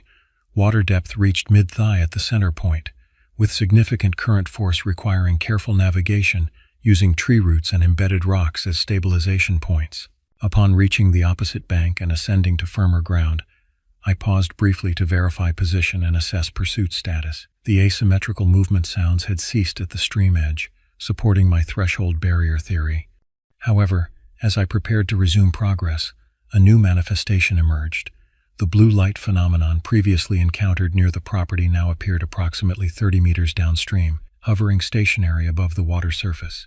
Unlike its prior appearance near the bamboo grove, this manifestation displayed subtle variations, the color shifting between azure and deeper cobalt, while the perfectly spherical shape occasionally elongated vertically before returning to standard configuration. Most significantly, rather than maintaining fixed elevation above ground level, it adjusted position precisely relative to the water surface despite the stream's fluctuating levels. The light remained stationary for approximately 15 seconds before beginning lateral movement along the stream course, not in my direction but parallel to the water flow. This movement pattern continued for perhaps 30 meters before the light abruptly ascended vertically, hovered momentarily above the canopy, then descended into forest on the same side of the stream where I currently stood. This behavior suggested potential circumnavigation of the water barrier, creating renewed urgency to reach the forest boundary and agricultural land beyond. I resumed movement at maximum sustainable pace, no longer attempting silent progress but rather prioritizing speed over stealth. The rainfall provided natural cover for movement sounds while I focused on maintaining correct directional heading through increasingly limited visibility conditions. The forest edge transition appeared with unexpected suddenness, dense vegetation yielding to cultivated land with disorientating abruptness. The rainfall maintained intensity across this boundary, but improved visibility on the open agricultural land provided significant psychological relief. I crossed the cultivated area rapidly, reaching the village outskirts as the storm's intensity finally began diminishing. Upon reaching Aita's house, I discovered significant concern regarding my extended absence, exacerbated by the severe weather conditions. My soaked appearance and evident exhaustion prompted immediate practical response: dry clothing, hot beverages, and solicitous attention before any questioning regarding my activities commenced. When interrogation inevitably began, I provided partially accurate information, acknowledging I had ventured into the forest edge to photograph distinctive flora while being caught unexpectedly by the rapidly developing storm. This explanation, while technically true, omitted the specific destination and subsequent experiences. Ida's expression suggested skepticism regarding this limited disclosure, but she refrained from direct confrontation. That evening, after basic recovery from the physical exertion, I reviewed the audio recordings captured during the return journey. The tapping pattern registered with remarkable clarity despite environmental interference, its mathematical precision evident when visualized through audio analysis software. More disturbing was the subsequent movement recording, which contained not only the asymmetrical locomotion sounds but also intermittent vocalization components outside normal human speech frequency ranges. Most significant was a recording segment captured during my momentary pause after crossing the stream, a section containing no sounds I consciously perceived at the time, yet clearly registering on the equipment. Beneath the rainfall audio and my own breathing, a voice-like sound articulated something approximating words, though in no language I recognized. The vocal quality suggested neither male nor female categorization, but rather something outside standard classification parameters. I maintained this recording evidence privately, recognizing that sharing it would potentially reveal my unauthorized visitation of the Stone Circle site. Instead, I focused subsequent investigation on historical documentation of the location, utilizing Ida's limited book collection and conversations with village elders who might provide context without realizing my direct experience. These inquiries yielded fragmented information suggesting the site predated currently practiced regional religions, potentially representing indigenous belief systems subsequently displaced by arriving Hindu, Buddhist, and later Islamic influences. Several accounts suggested the location had been deliberately abandoned rather than naturally falling into disuse, the result of specific incidents rather than gradual cultural transition. Most notably, a journal excerpt written by a British colonial administrator in 1887 described the site as a primitive worship arrangement apparently devoted to entities neither divine nor demonic by local classification, but rather representing forces associated with geographical features and transitional spaces between established domains. The administrator noted that local populations universally avoided the location despite no official prohibitions, based on accounts of perceptual distortions and temporary disappearances experienced by previous visitors. My final days in Reichon passed without further unusual incidents, though I maintained heightened awareness of environmental conditions and potential manifestations. The audio recording remained unexplained yet undeniably documented, empirical evidence of phenomena that transcended conventional categorization systems. Upon returning to university life, I approached my studies with fundamentally altered perspective. Fields previously considered distinct, anthropology, physics, psychology, linguistics, now appeared artificially segregated, their boundaries representing academic convenience rather than natural divisions in phenomenological reality. The Stone Circle experience, combined with previous Reichon encounters, suggested a complex reality where human perceptual systems interfaced imperfectly with environmental aspects currently beyond scientific instrumentation or theoretical frameworks. The experiences represented not supernatural manifestations, but rather natural phenomena exceeding current categorization systems, the contemporary equivalent of electromagnetic radiation before scientific understanding provided. Explanatory frameworks. Most significantly, these experiences permanently altered my fundamental epistemological assumptions regarding knowledge acquisition and verification methodologies. Direct experience, while subjectively compelling, required objective documentation through multiple methodologies. Yet simultaneously, technological documentation without experiential context provided incomplete data representation. The integration of these seemingly contradictory approaches became my private research focus, developing multidisciplinary methodologies for investigating phenomena at the boundaries of established knowledge domains. The abandoned shrine had offered momentary glimpses into these boundary spaces, suggesting that what we dismiss as unexplainable may simply await more sophisticated investigative frameworks. The academic year following my independent Reichon investigation proceeded with apparent normalcy. I maintained strong performance in university coursework while developing a reputation among professors for asking challenging interdisciplinary questions that occasionally extended beyond their specialized expertise.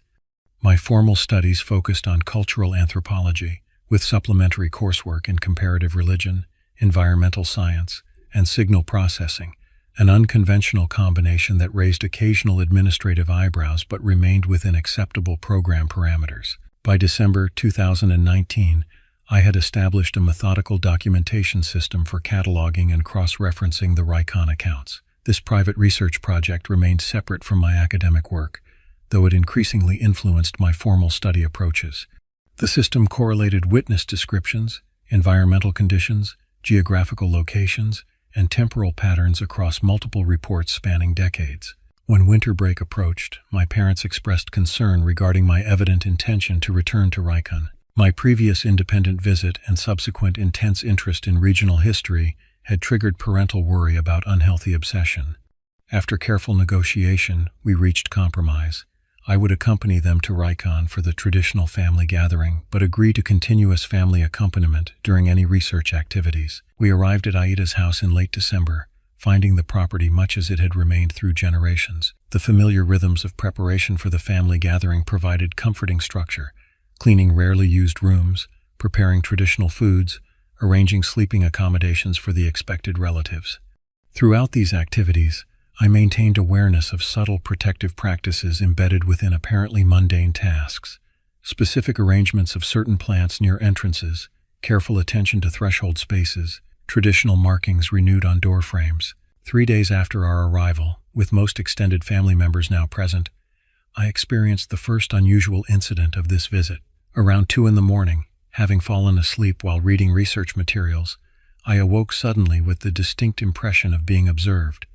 The room remained dark except for moonlight filtering through partially closed shutters, creating angular patterns across the wooden floor. Initial visual survey revealed nothing unusual within the bedroom.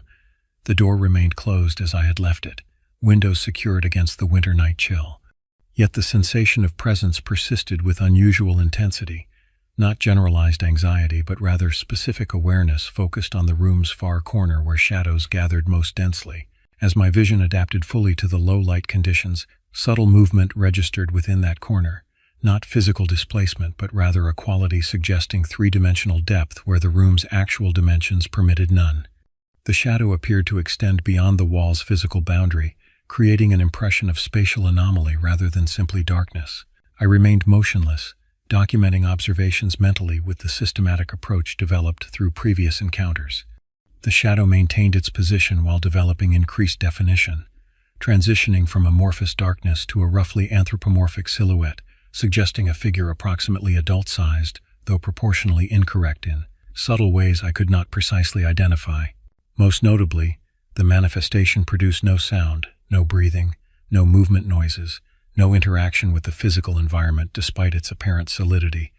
Room temperature remained stable based on subjective assessment, contradicting common reported experiences involving temperature reduction during similar manifestations. After approximately 40 seconds of mutual observation, I carefully reached toward the bedside lamp, maintaining visual contact with the anomaly throughout the movement. My hand had nearly reached the switch when the shadow executed a fluid lateral movement unlike normal human locomotion, transitioning from corner position to a location adjacent to my closed bedroom door in a single continuous motion that traversed the intervening space without crossing it. This new position effectively blocked the room's only exit, creating a situation that objectively should have triggered fear response. Instead, I experienced intense analytical curiosity, accompanied by awareness that previous Reichon manifestations had demonstrated observation and approach behaviors without actual physical interaction with witnesses. "I can see you," I stated calmly, employing normal conversational volume. "I've documented your previous manifestations near the property." The shadow exhibited no response to auditory communication, maintaining its position without discernible reaction.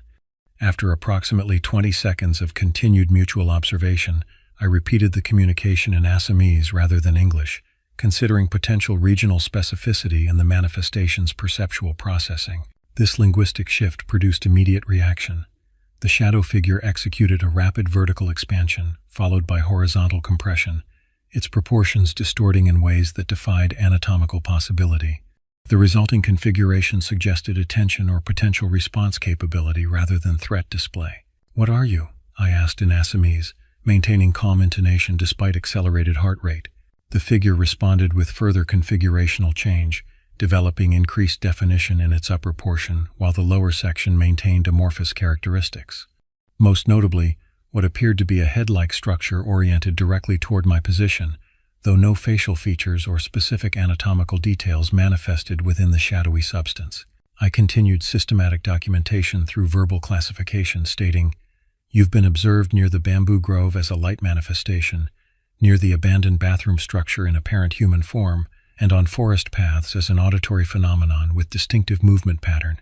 At the specific mention of the bathroom structure, the figure executed a sharp rotational movement, momentarily expanding to nearly ceiling height before contracting to approximately 1 meter total height. This transformational response suggested either specific trigger recognition or communicative intention through configurational adjustment. Pursuing this apparent responsiveness, I inquired, "Are you attempting communication?" The shadow maintained its reduced height configuration while developing a rhythmic undulation along its perimeter, not random movement, but rather patterned fluctuation, suggesting deliberate signaling. The pattern completed 3 full cycles before stabilizing into stationary configuration again. I reached slowly toward my phone on the bedside table, intending to activate its recording capability. As my hand approached the device, the shadow executed another transition, not toward me but rather toward the closed window, passing through the physical shutters without disturbing them and disappearing from the room entirely. Immediately following its departure, room conditions normalized completely.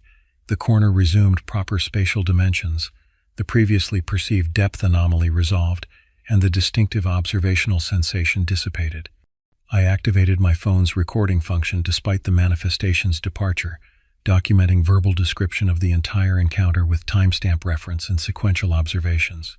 After completing this documentation, I made careful examination of the room's physical conditions. The corner where the manifestation originally appeared showed no temperature differential, no structural anomalies, and no residual effects of any kind. Similarly, the door area and window through which it departed displayed no evidence of interaction or passage. Rather than immediately sharing this experience with family members and potentially triggering protective responses that would limit investigation opportunities, I documented the encounter in my research journal with detailed observational notes. Most significant was the apparent recognition response to specific location references and the potential communicative intention shown through configurational changes. The following day proceeded normally, with family gathering activities occupying most hours. I maintained careful environmental monitoring throughout the property, utilizing both technological instruments and observational vigilance. No unusual readings or manifestations occurred during daylight hours, supporting the temporal pattern identified in previous documentation, phenomena predominantly manifesting during boundary transition periods, particularly night hours between midnight and pre-dawn. That evening, I prepared methodically for potential recurrence. Without explicitly indicating intentions to family members, I arranged my room to facilitate both documentation and interaction. The furniture configuration was adjusted to eliminate dense shadow areas while maintaining clear sight lines to all corners. Recording devices were positioned strategically but unobtrusively. Smartphone with extended battery pack, dedicated audio recorder with infrasound capability, and a small infrared temperature sensor connected to data logging equipment. I maintained normal evening social activities with family members before retiring at the conventional time, though with no intention of sleeping. Instead, I positioned myself comfortably against the headboard with a book as natural justification for remaining awake while the recording equipment operated continuously. Hours passed without incident. The house gradually settled into nighttime silence, occasional creaking from thermal expansion and contraction, providing the only auditory input to the recording devices. Temperature readings showed normal fluctuation patterns consistent with winter night conditions in a structure with limited insulation. At approximately 2:17 a.m., according to log data, the first anomalous reading appeared, a rapid 4-degree temperature decrease localized near the window area. This occurred despite no detectable draft or air movement that would explain such thermal variation.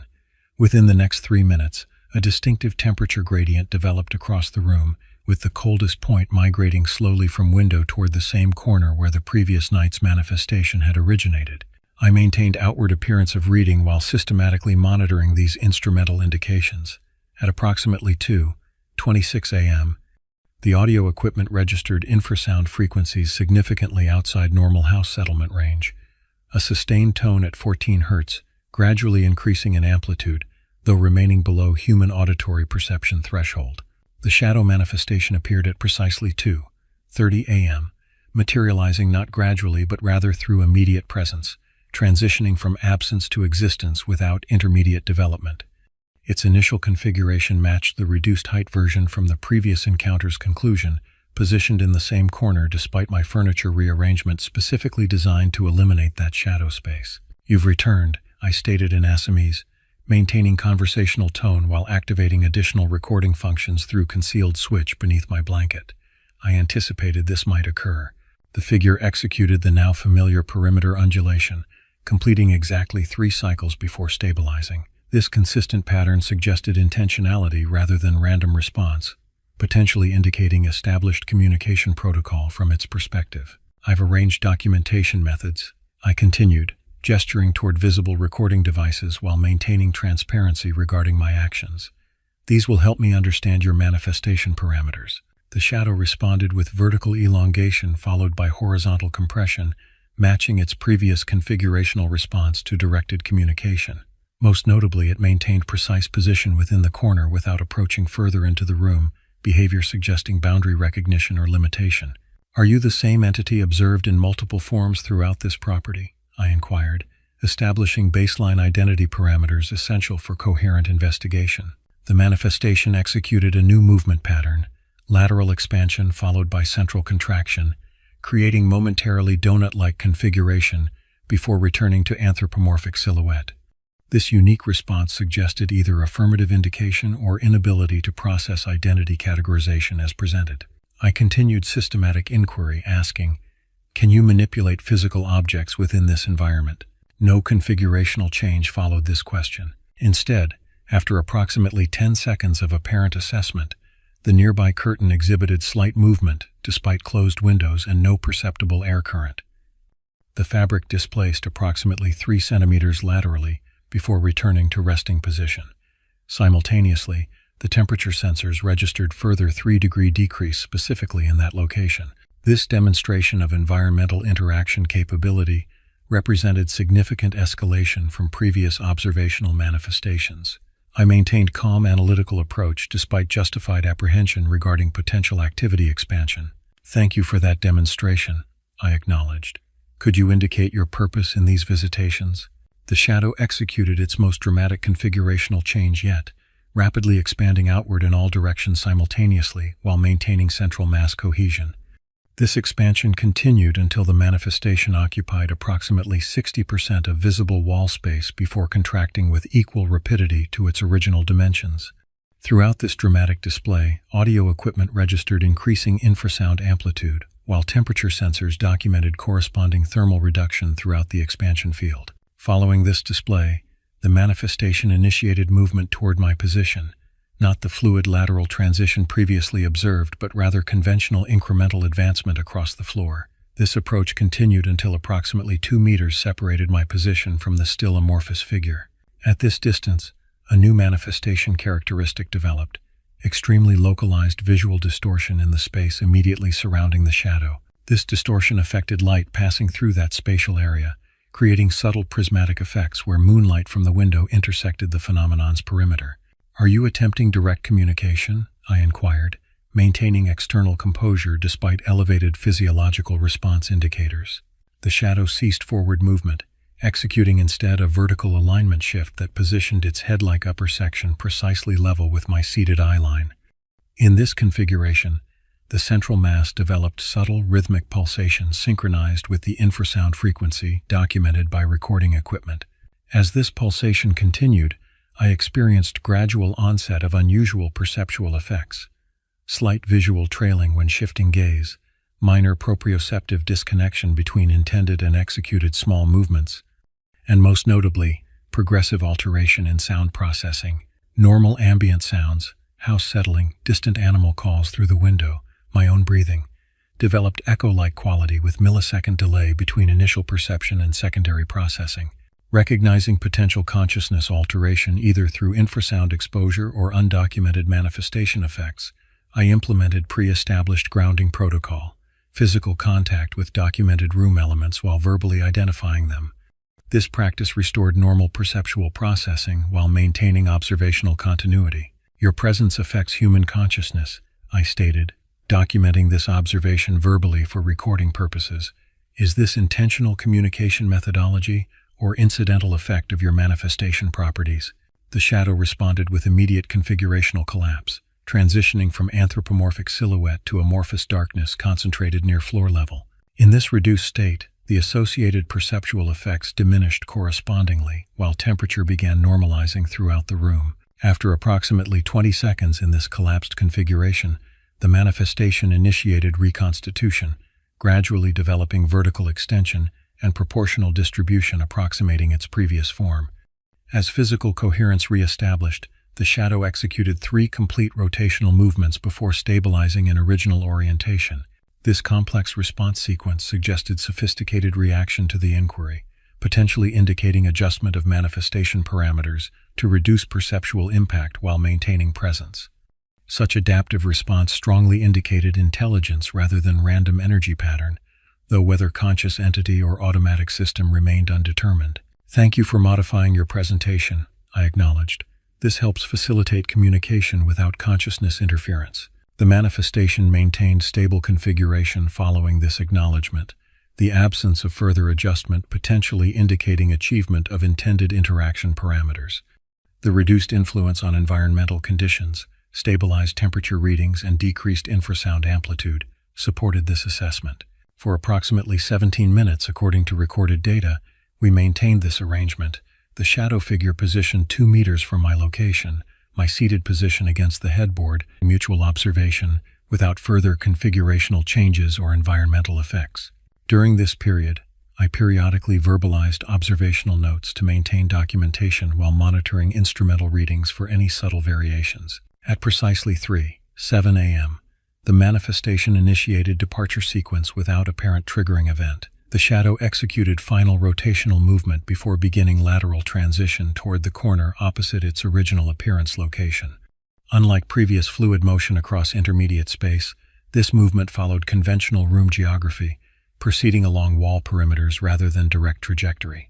Upon reaching the destination corner, the manifestation executed vertical elongation until contacting ceiling level, maintained this extended configuration for approximately 10 seconds, then rapidly contracted toward floor level before disappearing entirely.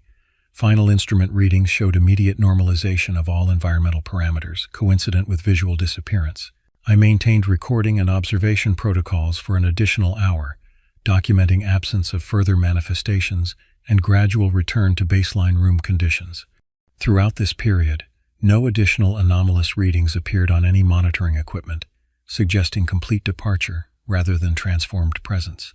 The following morning, I conducted thorough analysis of collected data before family members awoke. Audio recordings captured both my verbal documentation and the infrasound frequencies associated with the manifestation, though no conventionally audible sounds originated from the entity itself. Temperature logs showed precise correlation between manifestation positions and thermal variations, creating mappable patterns that traced its movements throughout the encounter. Most significantly, video recording through my smartphone documented significant portions of the interaction, though with notable limitations. The manifestation appeared on video as amorphous darkness rather than the defined anthropomorphic shape visible to direct perception. Additionally, the prismatic light effects and spatial distortion remained absent in recorded format, suggesting some manifestation properties existed outside standard electromagnetic documentation parameters. This evidence collection represented unprecedented documentation of phenomena previously recorded only through subjective witness accounts. The objective verification of environmental effects, temperature variations, infrasound generation, and at least partial visual documentation established minimum parameters for phenomenon classification regardless of ultimate explanation. After careful consideration, I decided to share limited information with my father, whose scientific background might provide valuable analytical perspective, while his personal experiences in Reichon offered contextual understanding. I approached him during morning tea while other family members were occupied with breakfast preparation. "I need to discuss something I experienced last night," I began carefully. "It relates to the phenomena you've previously encountered here." His expression registered immediate understanding, transitioning from casual morning conversation to focused attention. "You had an encounter," he stated rather than asked. "What form did it take?" I provided concise description of the shadow manifestation while emphasizing the documentation methods employed and resultant evidence collection. His initial skepticism visibly diminished as I detailed the correlation between subjective observations and instrument readings, particularly the synchronized temperature fluctuations and infrasound generation. "You have recordings?" he confirmed. professional scientific interest overriding paternal concern. I nodded, retrieving my phone to display selected video segments while summarizing the limitations of conventional documentation technologies when applied to the phenomenon. As he viewed the material, his expression reflected the familiar cognitive dissonance I had experienced during my first Reichon encounters. The conflict between established understanding frameworks and empirical evidence that resisted conventional categorization. The documentation appears methodologically sound, he acknowledged after careful review. The temperature variations particularly suggest physical rather than purely perceptual phenomenon. The entity demonstrated environmental interaction capability, I added, describing the curtain movement demonstration, limited but verifiable physical effect generation. He considered this information carefully before responding. This represents significant escalation from previous manifestation patterns. Historical accounts describe primarily observational presence without direct interaction or communication attempts. Could this indicate evolving capabilities? I suggested. Or perhaps response to systematic documentation efforts rather than fear-based reactions. Both possibilities merit consideration, he agreed. Though a third option exists, you've encountered a different phenomenon category entirely, one that superficially resembles previously documented manifestations while possessing distinct properties. This possibility had not occurred to me despite extensive classification efforts. The assumption of unified phenomenon behind diverse manifestations might represent investigation bias rather than actual condition. Multiple distinct anomalies operating within the same geographical location could present as related phenomena despite potentially independent origins. If multiple phenomenon types exist locally, I reasoned, that suggests either coincidental concentration of unrelated anomalies or some underlying environmental factor attracting or generating diverse manifestations. The stone circle you visited against explicit advice, my father noted with surprising directness, has historically been considered a focal point for such concentrated activity. His knowledge of my unauthorized expedition initially startled me before logical deduction provided explanation. Aida had likely shared her suspicions regarding my extended absence during the storm. Rather than denying this accurate assessment, I acknowledged the connection. The site demonstrates unusual properties, even through conventional measurement, I confirmed. Temperature differentials, electromagnetic anomalies, and infrasound generation similar to what I documented last night. Instead of delivering expected parental reprimand regarding risk-taking behavior, my father shifted into collaborative analytical mode. The British colonial records mention similar shadow manifestations specifically associated with that location, he noted. Described as sentinels or guardians rather than threatening entities, though direct interaction was reportedly discouraged by local guides. This historical context expanded potential interpretative frameworks considerably. If the shadow represented not random energy manifestation but rather specific functionality associated with the ancient site, its behavioral patterns might indicate purpose rather than merely phenomenological characteristics. Could these manifestations represent some form of perimeter monitoring system? I suggested, developing this functional hypothesis. The various forms documented throughout the property might serve as observation mechanisms reporting back to central location.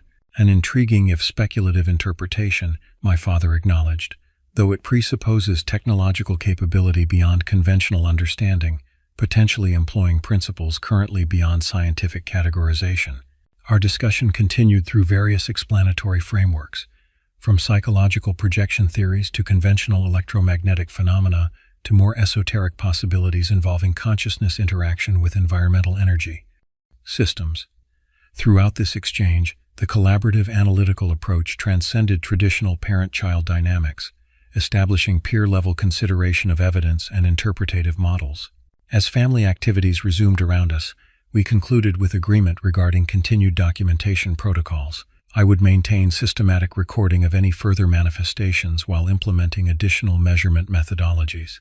My father would contribute historical research through academic connections, potentially providing contextual information regarding similar phenomena reported in comparable geographical settings. The midnight visitor had transformed from merely unsettling encounter to documented research subject, not diminishing its profound implications, but rather placing the experience within investigative framework that might eventually yield understanding. This transitional perspective represented perhaps the most significant development in my relationship with Reichon's phenomena. the evolution from fear-based response to systematic study of boundary conditions where conventional reality frameworks encountered their limitations. The final days of our family gathering passed without further direct manifestations, though subtle environmental anomalies continued throughout the property. Momentary temperature fluctuations, occasional electromagnetic disruptions affecting electronic devices, and periodic infrasound bursts registered on monitoring equipment but below human perceptual threshold. These phenomena maintained patterns consistent with previous documentation, suggesting ongoing background activity without direct interaction attempts. My departure from Reichon following the holiday period carried mixed emotions: analytical frustration at leaving an active research environment, yet psychological relief from the constant vigilance such investigation required. I returned to university studies with enhanced theoretical frameworks for approaching conventional academic material, perceiving implicit boundary conditions and unstated assumptions within established disciplines. The experiences at Reichon progressively informed my academic trajectory, guiding course selections and research focus toward interdisciplinary methodologies capable of addressing phenomena at conventional knowledge boundaries. My formal studies maintained traditional anthropological focus, examining how different cultures categorize and interpret unusual experiences, while private research explored instrumentation development for documenting phenomena currently considered subjective or anecdotal. Over subsequent years, I developed increasingly sophisticated approaches for investigating Reichon's phenomena. Each vacation period brought me back to the property with enhanced methodologies and expanded conceptual frameworks. My family, having transitioned from protective concern to cautious support, facilitated these research visits while maintaining reasonable safety protocols. By 2021, I had established a comprehensive documentation system incorporating multiple complementary approaches. 1. Conventional scientific instrumentation measuring environmental parameters, including temperature gradients, electromagnetic field fluctuations, infrasound generation, and barometric microvariations. 2. Psychological assessment protocols, measuring subjective experience characteristics, perceptual alterations, and cognitive processing changes during and following anomalous encounters. 3. Cultural historical documentation connecting contemporary experiences with historical accounts through consistent descriptive parameters and geographical correlation. 4.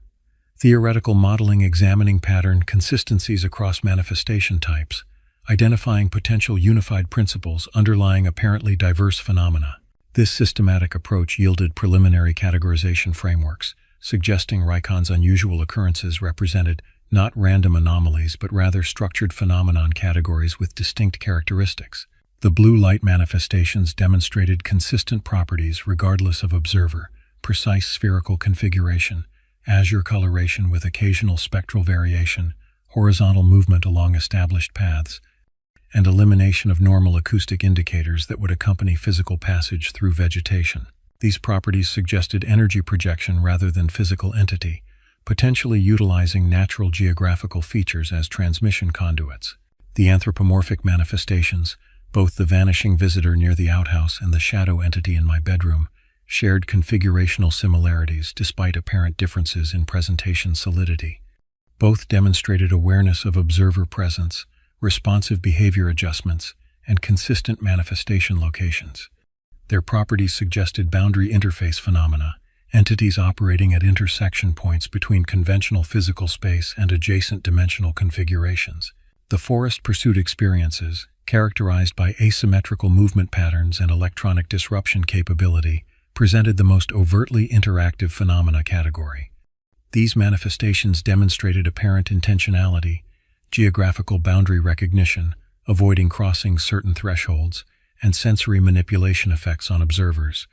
Their characteristics suggested potential sentinel functionality, responsive to human incursion into specific territorial parameters. The stone circle location represented apparent focal point for heightened manifestation probability and intensity. Its consistent environmental anomalies, even in absence of visible phenomena, suggested persistent boundary condition thinning, a localized alteration in conventional physical parameters, facilitating interaction between normally separate reality frameworks. These categorization efforts, while necessarily provisional given limited instrumentation capabilities and inherent observational challenges, provided structural framework for understanding Reichon's phenomena beyond mere unexplained occurrences. The pattern suggested functional systems operating according to principles currently outside conventional scientific paradigms, but potentially subject to future integration through expanded theoretical models. My final visit to Reichon during this research period occurred in November 2022. Unlike previous methodological investigations, this journey carried specific intentionality, direct engagement with the shadow manifestation that had demonstrated the most sophisticated communication capability. Rather than merely documenting occurrence parameters, I designed interaction protocols intended to establish consistent communication methodology. Arriving at Aida's house during seasonal transition period when manifestation frequency historically peaked, I established comprehensive monitoring systems throughout the property. With my family's knowledge and cautious support, I prepared the primary bedroom as controlled research environment, eliminating variable factors while maximizing documentation capability through redundant systems. For 3 consecutive nights, I maintained vigilance without manifestation occurrence. Environmental readings showed subtle anomalous patterns consistent with background activity but no direct interaction attempts. On the 4th night, following systematic invitation protocols conducted at the Stone Circle location earlier that day, the anticipated phenomenon finally appeared. The shadow manifestation materialized at precisely midnight, emerging not from room corners as in previous encounters but rather through apparent dimensional intersection directly in the room's center. This novel manifestation method produced distinctive instrumental readings, simultaneous electromagnetic pulse, infrasound generation, and symmetrical temperature reduction radiating outward from central appearance point. Unlike previous manifestations, the entity immediately adopted stable anthropomorphic configuration, maintaining consistent proportional dimensions without the fluid transformations that had characterized earlier encounters. This configurational stability suggested intentional communication preparation rather than reactive presence. "I recognize you from previous interactions," I stated in Assamese, initiating established communication protocol. "Your manifestation parameters indicate potential response to invitation procedures conducted today." The shadow executed single complete rotation, a movement pattern documented in previous encounter as apparent acknowledgement gesture. Following this rotation, it projected directional intention towards specific instrumentation components, suggesting awareness of monitoring systems and their functional purposes. "The recording devices document our interaction for analysis purposes," I explained, maintaining transparent communication regarding methodologies and intentions. They help establish consistent communication parameters across encounters. The manifestation responded by generating localized electromagnetic field fluctuation that affected specific equipment components without disrupting others, a display of precise environmental interaction capability rather than general, energetic disruption. This selective effect demonstrated sophisticated discrimination ability, suggesting comprehensive awareness of technological functionality. For approximately 40 minutes, we engaged in progressively structured communication attempts. The shadow responded to specific inquiry types through consistent movement patterns, environmental effect generation, and configurational adjustments. Through systematic correlation between questions and responses, preliminary communication protocol emerged. Specific rotational movements indicating affirmative, negative responses, dimensional expansion, contraction suggesting quantitative assessment, and selective electromagnetic interaction, indicating subject matter relevance. Most significantly, the manifestation demonstrated apparent comprehension regarding theoretical models I verbally described, responding with precisely timed confirmatory or contradictory movements when I proposed explanatory frameworks for their existence, and operational principles. These responses consistently favored models involving dimensional intersection rather than conventional energy projection theories, suggesting entities existing primarily within adjacent reality framework, with partial projection capability into our conventional dimensional parameters. As the communication session approached 1 hour duration, the manifestation initiated a parent conclusion sequence, executing comprehensive rotational pattern before beginning dimensional reintegration process. Unlike previous abrupt departures, this transition occurred gradually, allowing detailed documentation of progressive dimensional interface closure. Before complete departure, the entity executed final communicative gesture, generating precisely patterned electromagnetic pulse sequence that registered across multiple instrument types simultaneously. This pattern, when analyzed subsequently, contained mathematical structure, suggesting intentional information transfer rather than random energetic discharge. The systematic documentation from this encounter, combined with cumulative data from previous interactions, provided foundation for preliminary theoretical model regarding Reichon's phenomena. The evidence increasingly supported conceptualization not of isolated anomalous events, but rather ongoing interaction between adjacent dimensional frameworks, with certain geographical locations serving as natural intersection points, where boundary permeability facilitated cross-dimensional manifestation. The stone circle represented not merely historical cultural site, but rather deliberately constructed interface enhancement mechanism, its specific geometric properties and geographical positioning amplifying natural boundary permeability and conditions. The various manifestation types documented throughout Reichon's history potentially represented different perceptual interpretations of similar cross-dimensional interactions filtered through observers' cognitive frameworks and cultural expectations. This theoretical model, while necessarily speculative given current scientific paradigm limitations, offered coherent explanatory framework for previously disconnected phenomenological characteristics. The consistent mathematical properties, geographical specificity, and responsive intelligence demonstrated across multiple manifestation types suggested underlying systemic reality rather than isolated anomalous occurrences.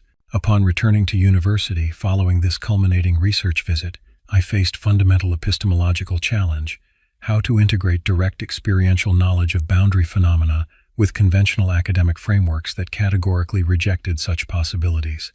The extensive documentation I had accumulated, while compelling to direct observers, remained insufficient to overcome entrenched paradigmatic assumptions within established disciplines. Rather than attempting frontal challenge to these limitations, I developed strategic approach focused on methodological innovation rather than immediate conclusion acceptance. My formal academic work expanded instrumentation capabilities for documenting traditionally subjective phenomena, creating measurement systems capable of capturing experiential dimensions previously considered outside objective verification parameters.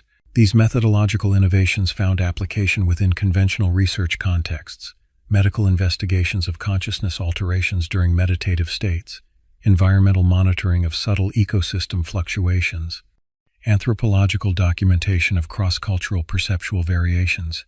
By demonstrating practical utility within accepted frameworks, the approaches developed through Reichon research gained gradual legitimacy without requiring immediate acceptance of their more radical implications. Throughout this process, I maintained connection with Reichon through regular visits and continued documentation. The phenomena persisted with consistent patterns, suggesting stable rather than transient conditions. Local residents, including my extended family, maintained traditional protective practices while increasingly viewing these experiences through combined cultural scientific interpretative frameworks, neither dismissing traditional understanding nor rejecting emerging theoretical models. The integration of seemingly contradictory approaches, traditional knowledge systems acknowledging interdimensional interactions alongside scientific instrumentation, documenting their measurable effects, represented important epistemological advancement. Rather than forcing binary choice between competing explanatory frameworks, this integration recognized complementary contribution potential from diverse knowledge traditions when addressing phenomena at conventional understanding boundaries. As my formal education concluded and professional research opportunities emerged, Reichon remained central reference point for developing expanded investigative methodologies. The experiences there had permanently altered my perception of reality's fundamental structure, not through abandoning scientific principles, but rather through recognizing their current limitation boundaries and development potential. The path forward involves neither uncritical acceptance of traditional explanatory frameworks nor rigid adherence to current scientific paradigm limitations, but rather systematic development of expanded methodologies capable of addressing phenomena currently categorized as unexplainable or subjective. The thresholds of perception, both individual and collective, represent not fixed boundaries but rather developmental frontiers awaiting appropriate investigative approaches. Reichon's phenomena continue their manifestations regardless of observational status or explanatory frameworks. The blue lights still traverse bamboo groves on moonless nights. Shadow entities still occupy dimensional intersection points during boundary condition peaks. Forest sentinels still patrol territorial perimeters when humans venture beyond established pathways after dark. These manifestations represent neither supernatural intrusions into natural order nor mere misperceptions of conventional phenomena, but rather glimpses into reality, dimensions that current paradigms cannot fully integrate.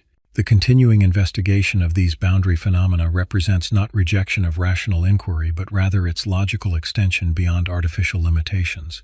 The methodologies developed through Reichon research offer potential application across numerous frontier knowledge domains: consciousness studies, quantum observation effects, cultural variation in perception processing, and environmental interaction systems currently considered beyond measurement capability. My journey from frightened observer to systematic researcher parallels broader human knowledge development.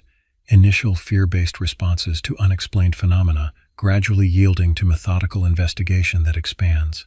Understanding parameters rather than simply dismissing experiences that challenge existing frameworks. Reichon's haunting manifestations ultimately provided not merely frightening encounters but rather invaluable opportunities for perception threshold expansion. The path forward involves continued systematic documentation, expanded measurement methodologies, interdisciplinary analytical approaches, and fundamental openness to phenomena currently beyond explanatory frameworks. The thresholds of perception remain neither fixed nor final, but rather represent developmental frontiers, awaiting appropriate investigative courage and methodological innovation. As I continue these investigations, Reichon remains both geographical location and conceptual reference point, a place where reality's conventional boundaries demonstrate their permeability, and where expanded perception becomes not merely theoretical possibility, but direct experiential necessity. The phenomena there neither confirm nor deny existing belief systems, but rather challenge all explanatory frameworks to expand beyond comfortable limitations into more comprehensive understanding of reality's fundamental structure. The shadows of Reichon will continue their manifestations long after current observers and their documentation systems have passed from existence. They represent not transient anomalies but rather persistent reality, aspects awaiting proper integration into expanded understanding frameworks. Their continued presence offers ongoing invitation to transcend perceptual limitations and engage with reality dimensions currently beyond conventional acknowledgement. This ongoing journey toward expanded understanding represents neither conclusion nor closure, but rather commitment to continued exploration of reality's fundamental nature beyond currently acknowledged boundaries. Reichon's phenomena provide not answers but rather essential questions that can potentially transform how humanity conceptualizes its place within multidimensional reality frameworks.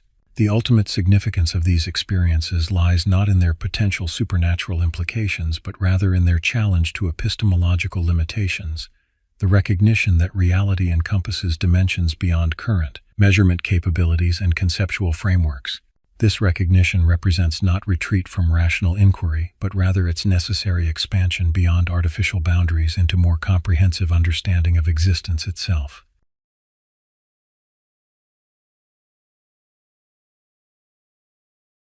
I relocated to the small coastal town of Havermill in northern Maine for a research position at the Marine Biology Institute. Despite arriving in early November, I was eager to explore the natural surroundings, particularly Mistwood Sanctuary, a protected forest area that bordered the eastern edge of town. I had heard colleagues mention the scenic hiking paths that wound through the old-growth forest, and with limited social connections in my new home, outdoor exploration seemed like a productive way to spend my weekend. The weather forecast predicted clear skies with moderate temperatures unusual for that time of year in Maine.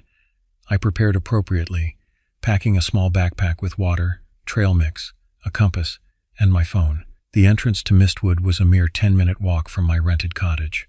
The forest welcomed me with a crisp, earthy scent and the gentle rustling of leaves. Though most had fallen, patches of dark evergreens provided color against the backdrop of bare, deciduous trees. The trail was well marked with blue blazes on trees at regular intervals, and I walked at a comfortable pace, taking occasional photographs of interesting fungi and plant formations. After approximately 45 minutes of hiking, I noticed a thin layer of mist beginning to gather between the trees. This wasn't entirely unexpected near the coast, but something about its movement caught my attention. Rather than drifting with the gentle breeze, it seemed to swirl in contained patterns, almost purposefully. I dismissed this observation as a trick of light and continued walking. The forest had become remarkably quiet. The earlier sounds of birds and small animals had ceased, leaving only the sound of my boots on the leaf-covered path. I checked my watch just past noon. I had plenty of daylight remaining and decided to continue for another hour before turning back. That's when I first heard it.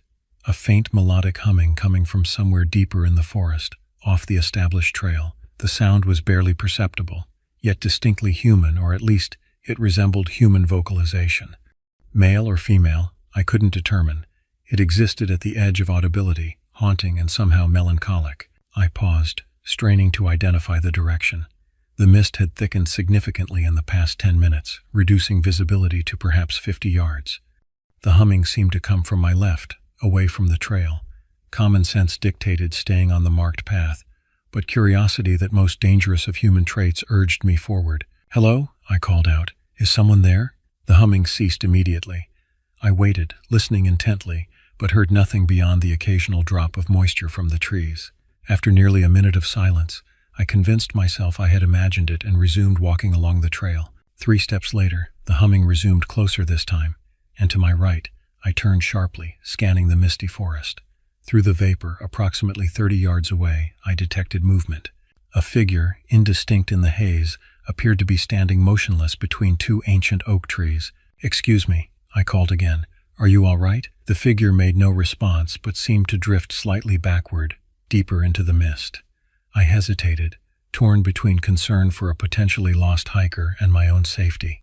Eventually, I stepped off the trail, moving cautiously toward where I had seen the figure. As I approached, I discerned more details. It appeared to be a person of indeterminate gender, dressed in what looked like flowing gray garments that blended with the surrounding mist. Most notable was that the figure seemed partially transparent. I could faintly see the outline of trees behind it. Logic suggested this must be an optical illusion created by the unusual mist patterns, yet my instincts screamed otherwise. I stopped advancing, suddenly aware of the profound silence surrounding me. No birds, no insects, not even the sound of wind in the branches. "Do you need help?" I asked, my voice sounding unnaturally loud in the stillness. The figure turned, or seemed to turn, and I caught a glimpse of what might have been a face. It was difficult to process what I saw. Features that appeared fluid, constantly shifting and reforming, with only the suggestion of eyes dark hollows where mist swirled more densely. Then it was moving away from me, its form becoming more indistinct with each yard of distance. Against my better judgment, I followed. The rational part of my mind offered explanations: unusual atmospheric conditions, fatigue, perhaps even mild hypoxia from the altitude. Yet I pursued this apparition deeper into the forest, leaving the trail far behind. Time became difficult to track. The mist thickened until visibility reduced to mere feet in any direction. My phone's GPS showed no signal, and the compass spinning erratically suggested some form of magnetic anomaly in the area. The humming continued intermittently, always just ahead, drawing me forward. I'm uncertain how long I wandered. The consistent gray light filtering through the mist made it impossible to judge the sun's position. Eventually I stopped, finally acknowledging that I was hopelessly lost. The temperature had dropped noticeably, and the mist now carried a bitter chill that penetrated my jacket. I attempted to retrace my steps, but found no recognizable landmarks. Each direction appeared identical gray trees emerging from and disappearing into swirling vapor. I pulled out my phone to check the time. 4:38 p.m.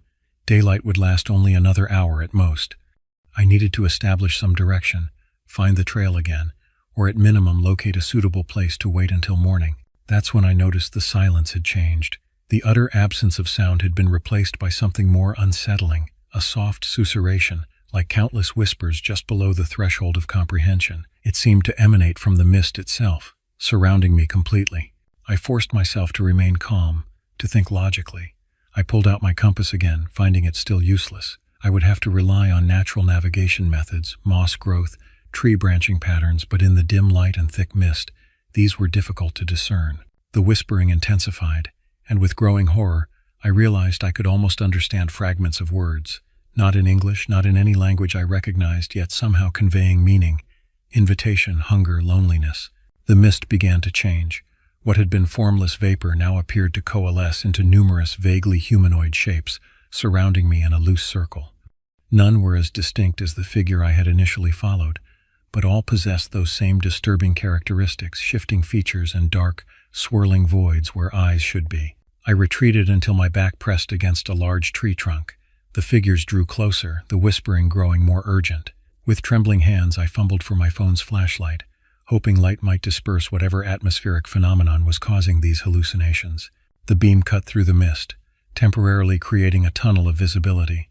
The figures seemed to recoil, their forms becoming less distinct. Taking advantage of their retreat, I pushed forward in the direction the light pointed, moving as quickly as I dared through the treacherous terrain. The whispering followed, sometimes fading, sometimes intensifying, but never completely disappearing.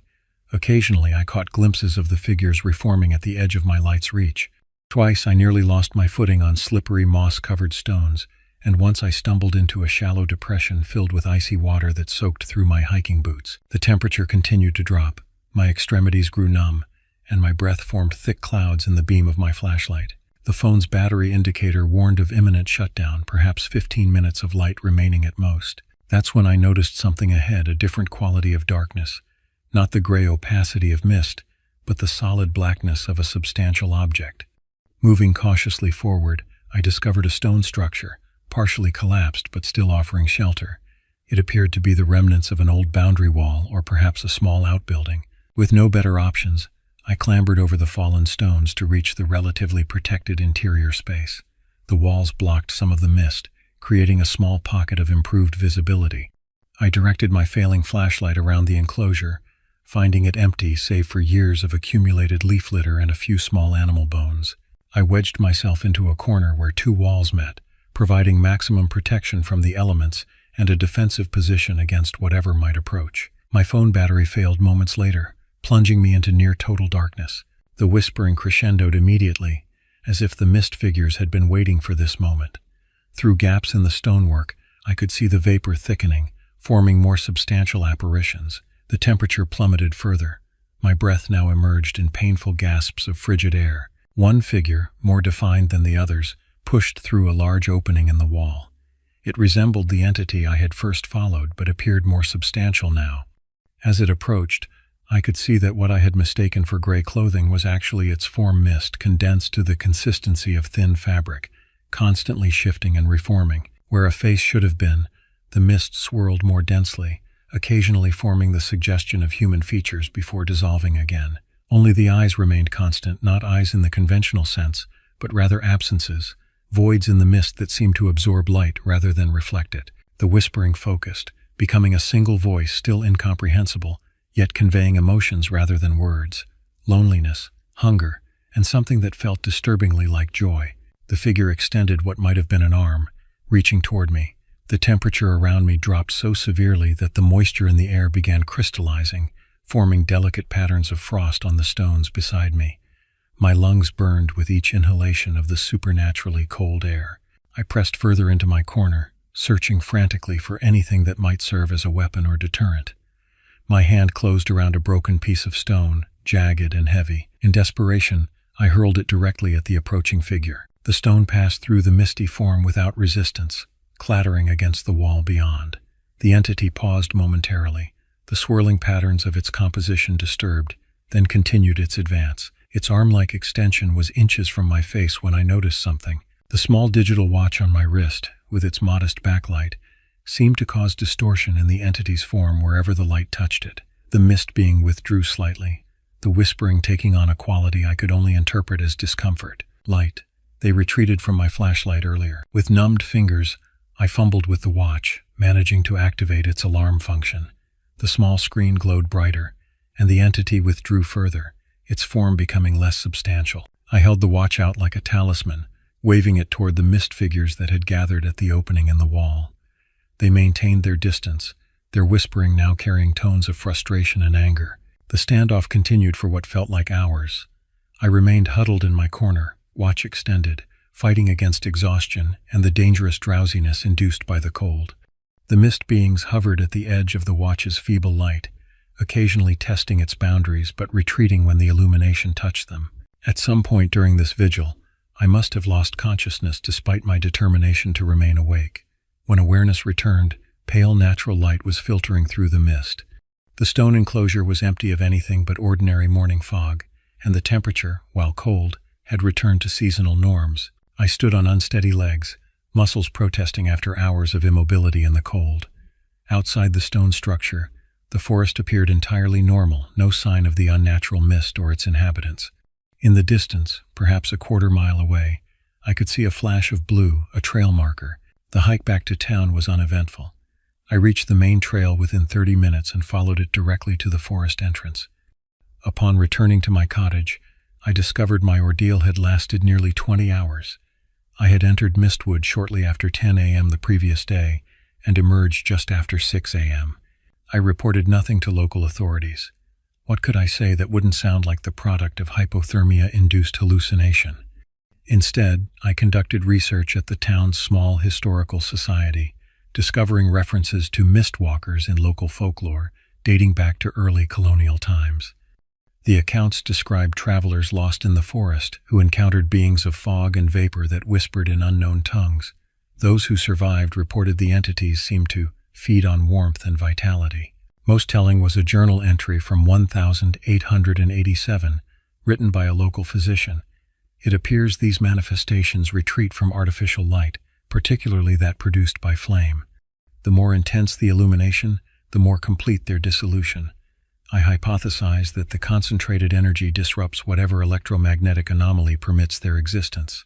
I left Havermill 2 weeks later, citing family emergency to terminate my contract at the Institute. Before departing, I posted warning signs at the Mistwood Trail entrance, cautioning hikers about sudden fog conditions and recommending they carry multiple light sources. The town council removed them within days, concerned about tourism impact. 3 hikers have disappeared in Mistwood since my departure. Searches found no trace, and officials blame treacherous terrain and exposure to elements. I know better, but who would believe my account? I reside in Arizona now, in a desert community where fog is virtually non-existent. Yet on certain nights, when the air grows unexpectedly chill, I wake to find condensation on my bedroom windows, forming patterns that bear unsettling resemblance to faces. And just at the threshold of hearing, something whispers in a language I almost understand. For those who venture into forests where mist gathers unnaturally, carry light, multiple sources if possible. And if you hear humming or whispers from the vapor, return to open ground immediately. What waits in the mist has existed for centuries, perhaps millennia, and its hunger is patient and enduring.